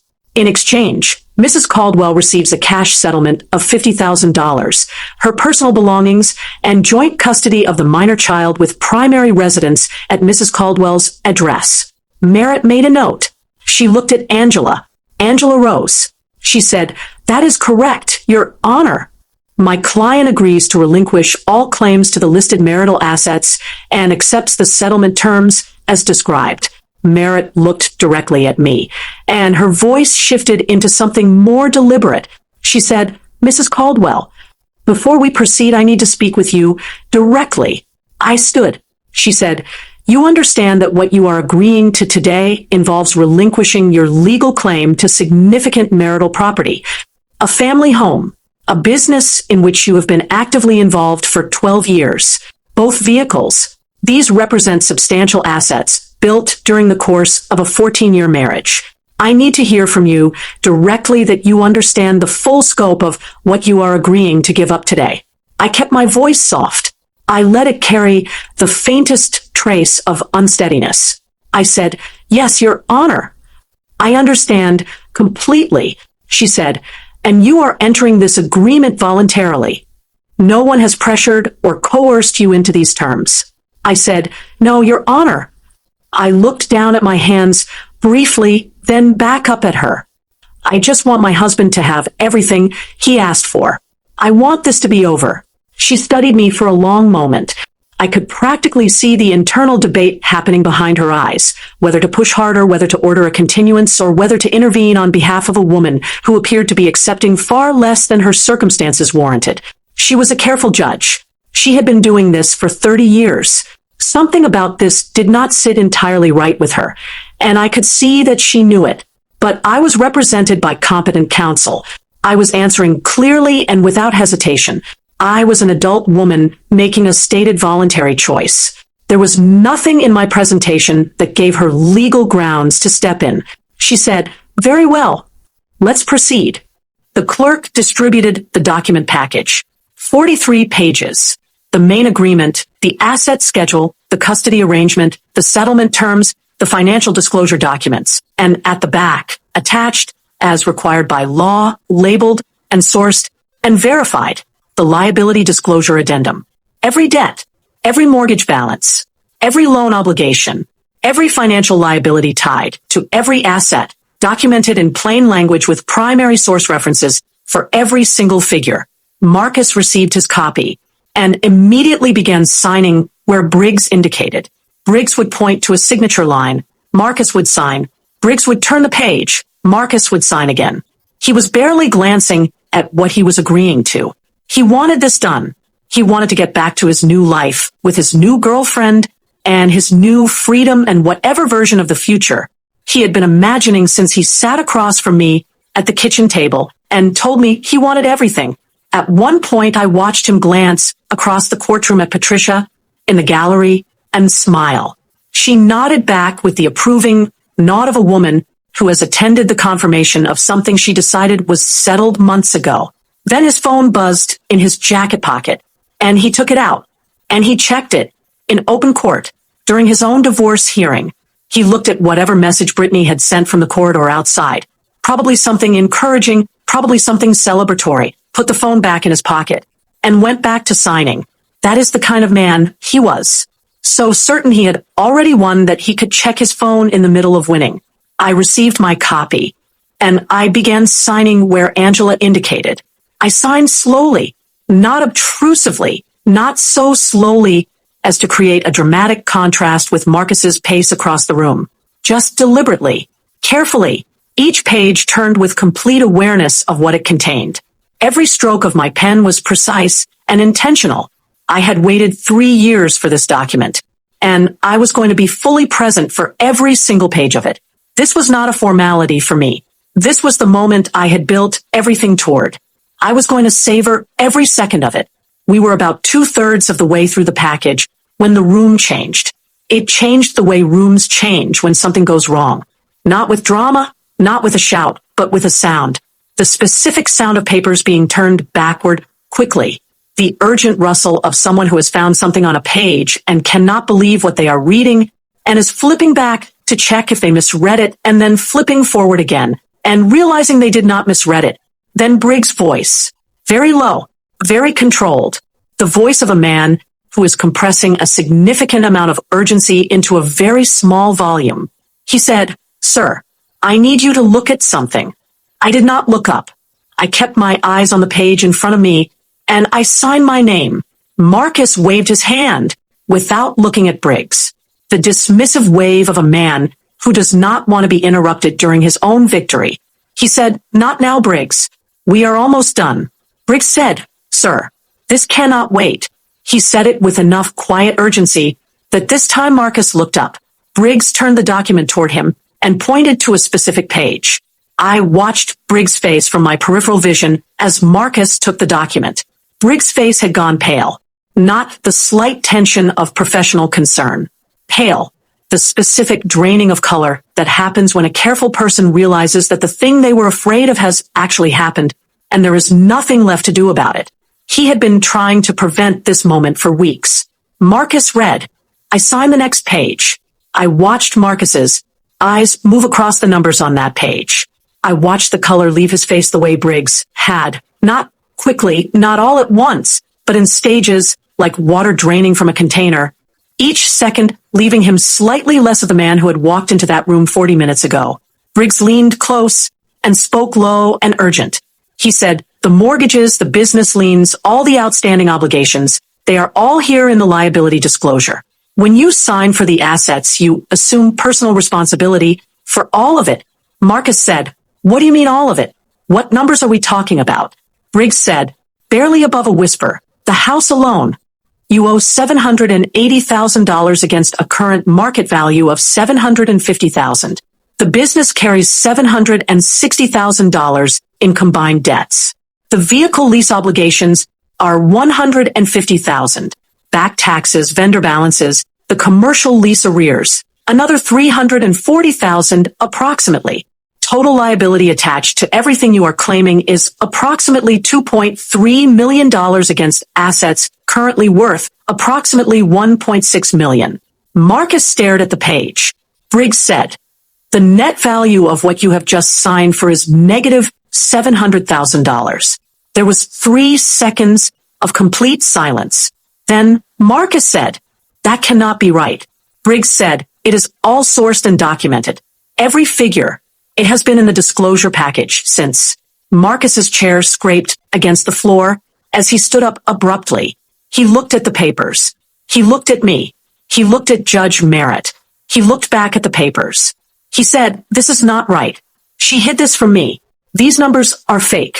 She manipulated the documents. And this is fraud. And I am not going to sit here and..." Judge Merritt's voice came down across the room like a door slamming shut. She said, "Mr. Caldwell." The room went completely still. She said, "Sit down." He sat. His hands were on the table, and they were not steady. The papers in front of him were crumpled where he had gripped them. The watch was still on his wrist, but it looked different now. It looked like what it actually was, a charge on a business account that was already in default, a symbol of a confidence that was in the process of being completely dismantled.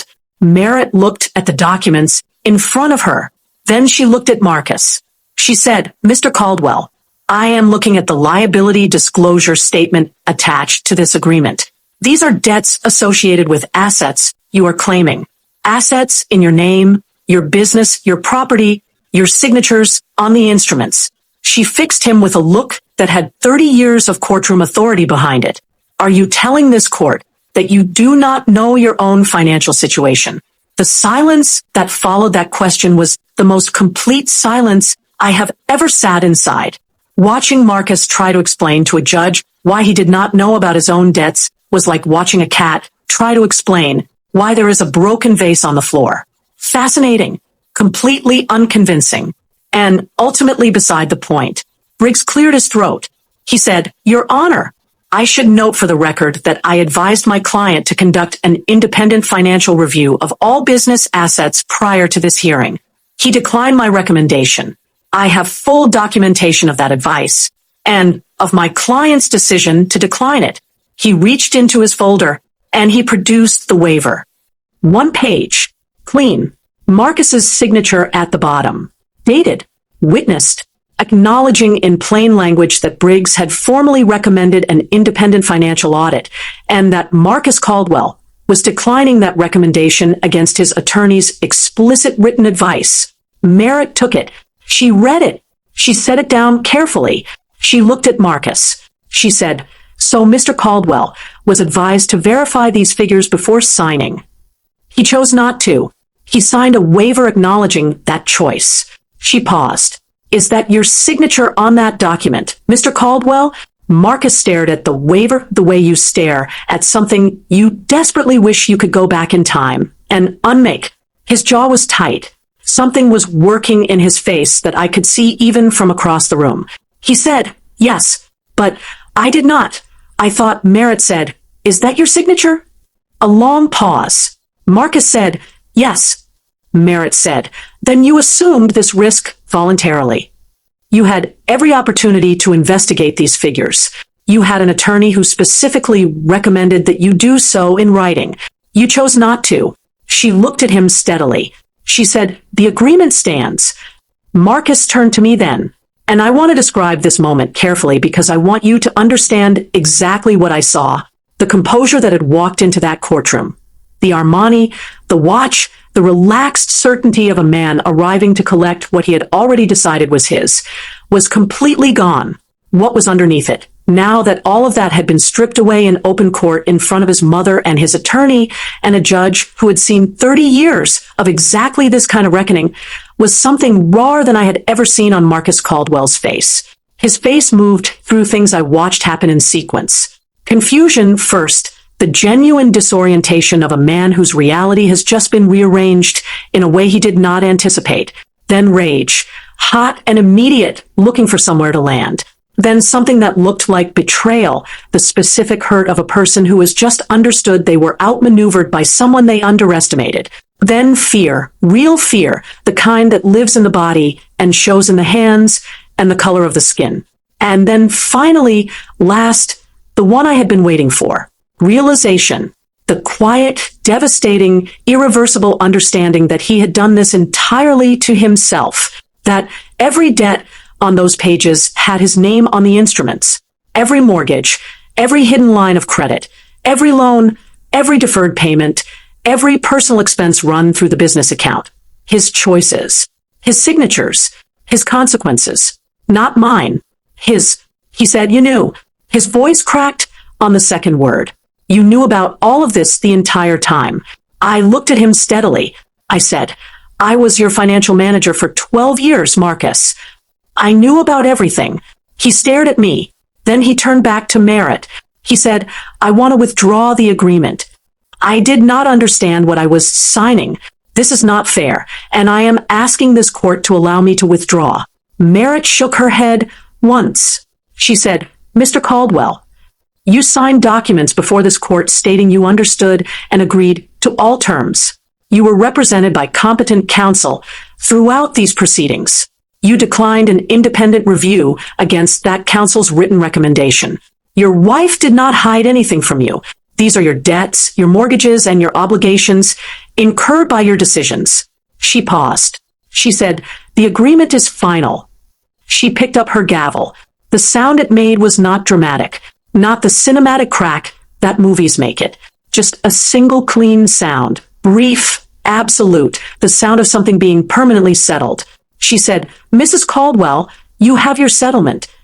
Mr. Caldwell, you have the assets as agreed along with all associated liabilities.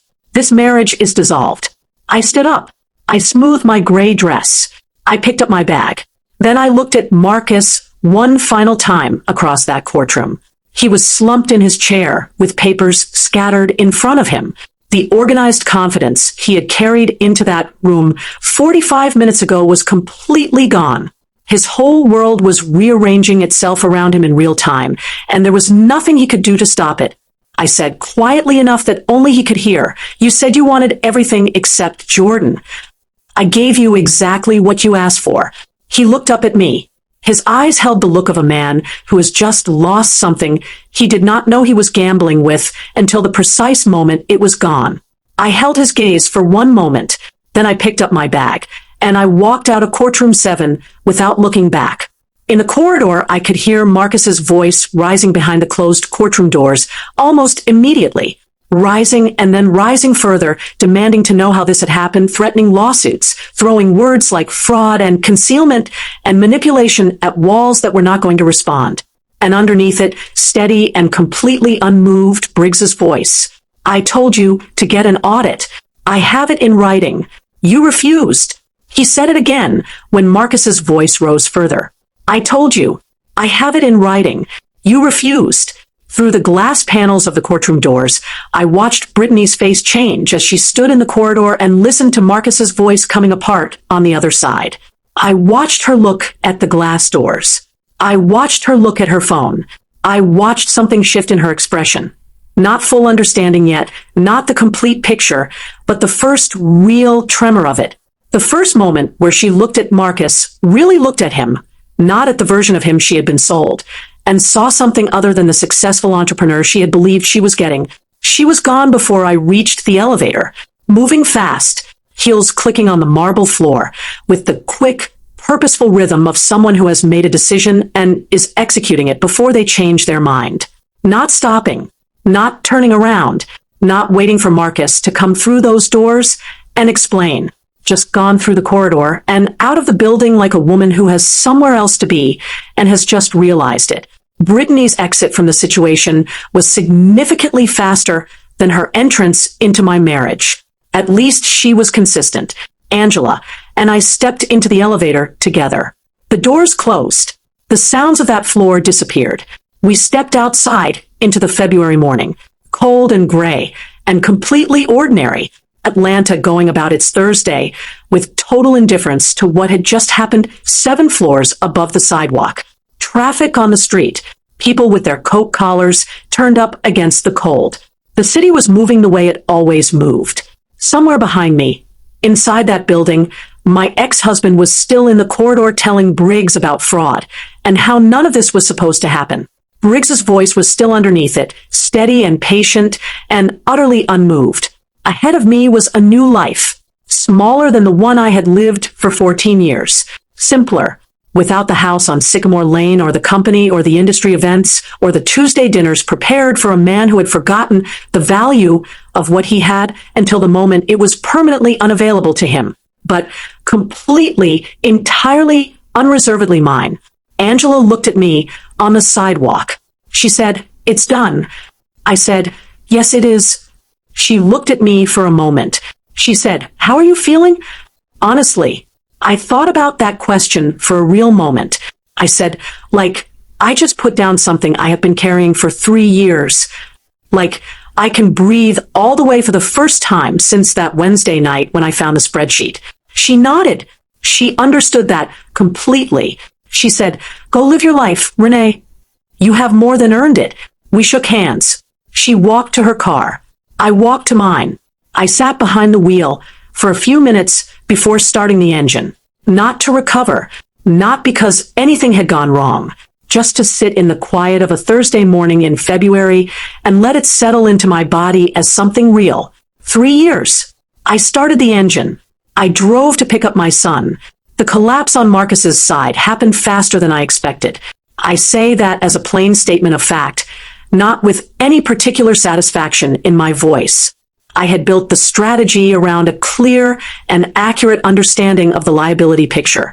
I knew what those numbers meant, but knowing something on a spreadsheet and watching it become a person's actual lived reality over actual months are genuinely 2 different experiences. Within 2 weeks, Brittany had moved out of the house on Sycamore Lane. She packed her things in the middle of the night and left a note. Jordan mentioned it on a Saturday when he came back from a visit with Marcus. He said, "That lady's stuff is gone from Dad's house. It looks really empty in there now."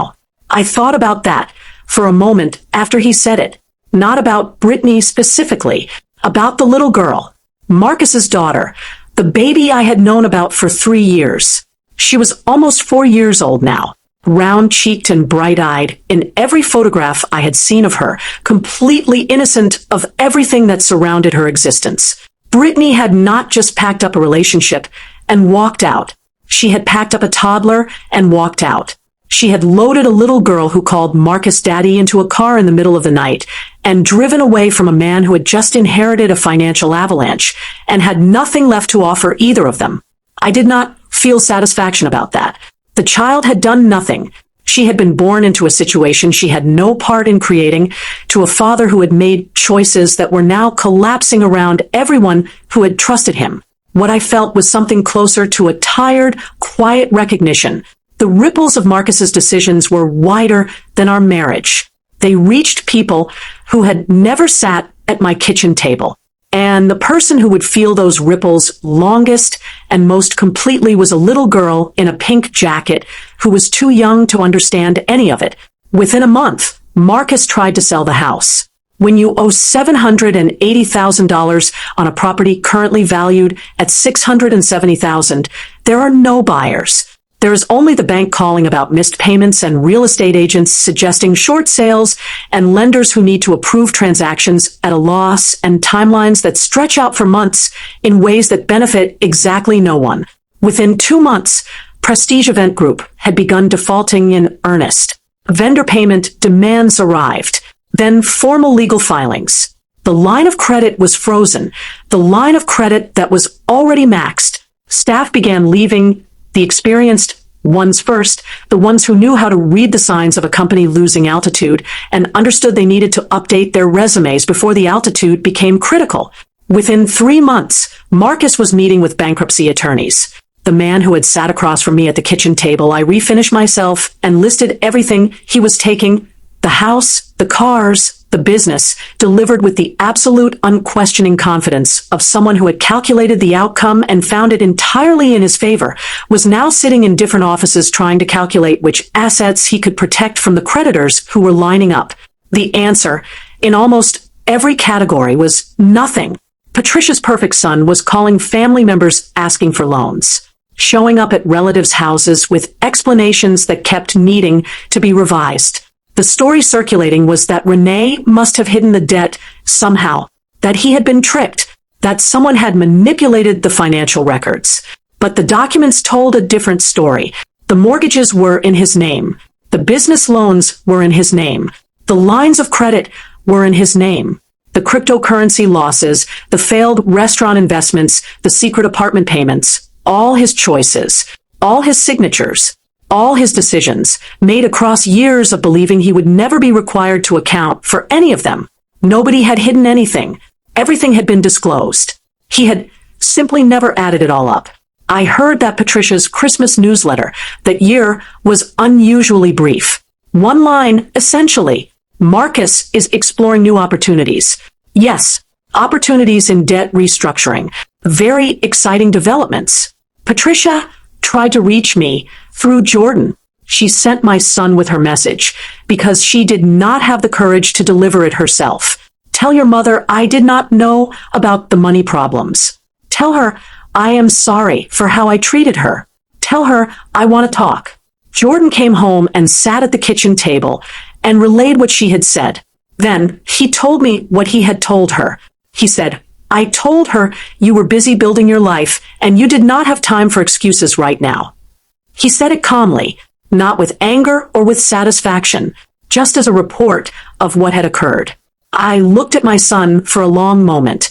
I said, that was exactly the right thing to say. He nodded and went to his room. I sat at the kitchen table, and I thought about 14 years of Christmas dinners hosted in my home, about Patricia's hand patting mine on the sofa while she explained that men have needs, dear, in the gentle, condescending tone of a woman who considers herself helpful, about garbage bags, about the specific, deliberate indignity of a woman deciding that another woman's 14 years should be packed in garbage bags rather than boxes because the message needed to be unmistakable. Patricia wanted forgiveness. I wanted peace. I had already found mine. It was in the sage green walls around me, and the recipe box on the shelf, and my son's voice down the hall, and the work I was slowly, carefully building one client at a time in a field that was entirely my own. Patricia could look for forgiveness somewhere it was available. I was busy. Marcus came to my apartment on a Saturday morning about 2 months after the hearing. I saw him through the peephole before I opened the door. He looked different from the man who had walked into courtroom 7 2 months ago in the charcoal Armani with the watch catching the light and the easy confidence of someone arriving to collect what he had already decided was his. He had lost weight in the specific way people lose weight when they are not sleeping properly and the continuous low-grade stress of a situation that has no good options is running through them every single day. Dark circles under his eyes. His suit was pressed out of habit, but it sat differently on him now, like the body inside it had changed shape, and nobody had updated the suit to match. The watch was gone from his wrist. I opened the door. He stood in my doorway and looked at me, and for a moment, he did not say anything at all. I waited. He said, "Can we talk?" I said, "About what, Marcus?" He said, "About all of this. About what happened." He paused and looked down briefly, and then back up at me. I did not know it was this bad. I genuinely did not understand the full extent of it. I said, "Yes, you did. You just never sat down and added it all up at the same time. There is a difference between not knowing and choosing not to look." I leaned against my doorframe, and I looked at him. This man I had loved since I was 23 years old. This man who had thrown me away like something he had finished using. This man who was now drowning in the consequences of choices he had made across years of believing he would never be held accountable for any of them. This man had come, as he had always come in moments of genuine crisis, to the person who managed things, who knew how to fix situations, who had spent 14 years making the impossible workable. He said, "I made mistakes. I know that. I am not standing here pretending otherwise. He stopped. He tried again. He said, I did not think it would end up like this. Maybe we can. Maybe there is something we could figure out together." He could not even finish the sentence. He could not bring himself to say the actual word for what he had come here looking for. Help. He needed my help. After everything. After the apartment in Alpharetta and the garbage bags, and trying to turn my child against me by feeding him lies, he had come to my door looking for the one thing he had thrown away, and was only now understanding the value of. I said, "You asked for everything except Jordan. You said those exact words at my kitchen table. You said you wanted the house and the cars and the business, and I could keep Jordan like he was a piece of leftover furniture. I gave you everything you asked for, Marcus. Every single thing. Exactly as you asked for it." He said, "Renee." I interrupted him immediately and continued, "Jordan is protected. I made sure of that before any of this started. That is the only thing I have left to say to you today." I closed the door. He stood in the hallway. I know exactly how long he stood there because I watched through the peephole. I want to be honest with you about this. I watched through the peephole while eating a bowl of ice cream that I had retrieved from the freezer specifically for this purpose. I stood at my front door eating ice cream and watching Marcus Caldwell stand in my corridor with nowhere to go and nothing left to say, and it was genuinely the best show I had seen in years. 5 stars. I would watch again without hesitation. I completely recommend. He stood there for nearly 20 minutes. He shifted his weight. He put one hand against the wall briefly. He looked at his phone once, and then put it back in his pocket. He stood in the specific posture of a man who has run out of arguments and does not yet know how to leave. Then I heard him exhale, long and slow and final, the exhale of a person releasing something they did not know they were holding. Then his footsteps moved away down the corridor. Then silence. I put the ice cream back in the freezer. I put the kettle on. I stood at my kitchen counter while the water heated, and I looked at my sage green walls and my recipe box on the shelf and the completely ordinary, beautiful evidence of a life that was mine in every possible sense of the word. That evening, after Jordan went to bed, I sat in the living room in the quiet. I looked at my grandmother's photograph on the shelf. The recipe box was beside it, the one Patricia had picked up and turned over in her hands before I said it came with me, and she set it back down without comment. The concentrated record of my mother's cooking and my grandmother's cooking and everything they had made and preserved and passed forward through the ordinary domestic channel of handwritten index cards. The one thing that mattered most, right there on the shelf exactly where it belonged. I said quietly to my grandmother's photograph, "You were right about everything, Nana. Keep something of your own. Know what you are worth. And never let anyone make you feel small enough to accept less than what you have spent your life earning." The apartment was quiet, small. Nothing like the house on Sycamore Lane that now had gray walls and a notice of default and a for sale sign that no one was stopping to look at. But it was mine.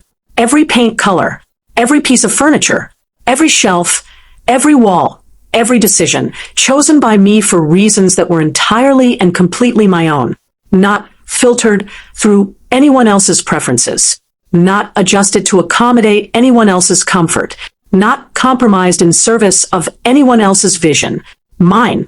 And for the first time in longer than I could properly account for, sitting in that small apartment in Decatur, Georgia, with my son asleep down the hall and my grandmother's recipe box on the shelf and sage green walls that nobody was ever going to paint over, I was free. Genuinely, completely, permanently free. The $50,000 settlement went toward building something real from the ground up. First month's rent and security deposit.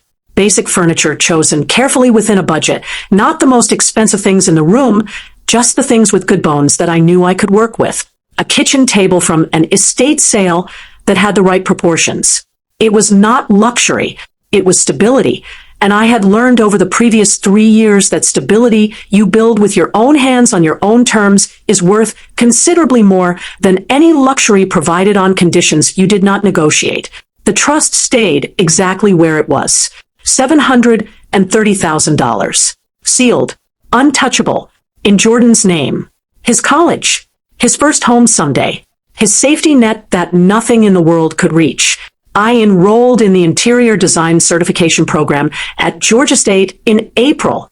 The dream I had set aside at 23 years old to help Marcus build his empire. The thing I had filed under for 14 years eventually kept arriving as something else entirely. It had arrived now. I was not going to file it away again.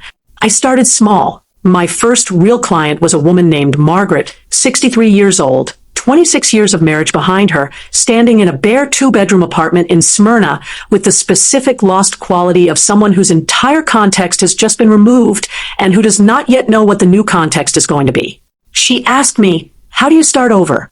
I thought about that question honestly, not the professional version, the real answer from someone who had actually done it. I said, 1 room at a time. 1 color at a time. 1 day at a time.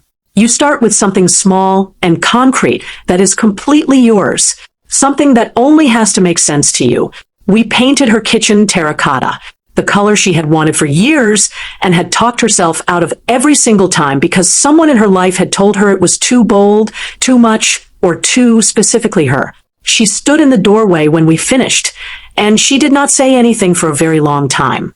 The late afternoon light was coming through the window over the sink and landing on those walls, and the whole kitchen glowed, warm and grounded and alive, like a room that finally belonged to the person who was standing in it. Then she started crying, not the sad kind. She put both hands over her face and she cried, and then she looked up and she said, "Happy tears. These are happy tears." She looked at those terracotta walls, and she said, "This is the color of new beginnings."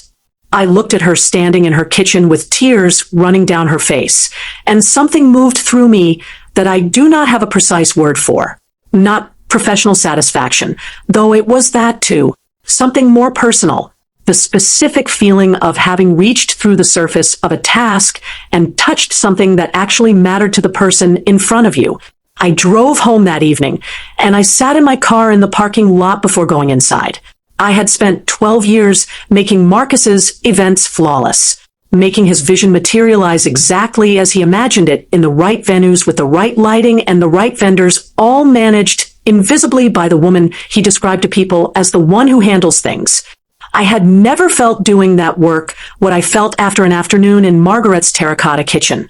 That is the difference between building someone else's empire and building your own. The work lands in a completely different part of you. You feel it all the way down.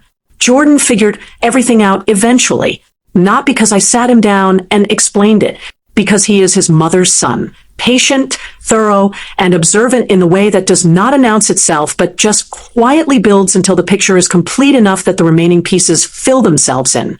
He saw the court documents when he was old enough to understand what he was reading. He heard his father's explanations, which kept changing shape the way explanations do when they are not rooted in what actually happened. He watched Brittany leave. He watched Patricia scramble to manage the reputation of a situation she had publicly celebrated too early. He watched the whole carefully maintained facade of his father's empire become what it had always been underneath, a set of numbers held together for years by a woman who had eventually deliberately and completely intentionally stopped holding them.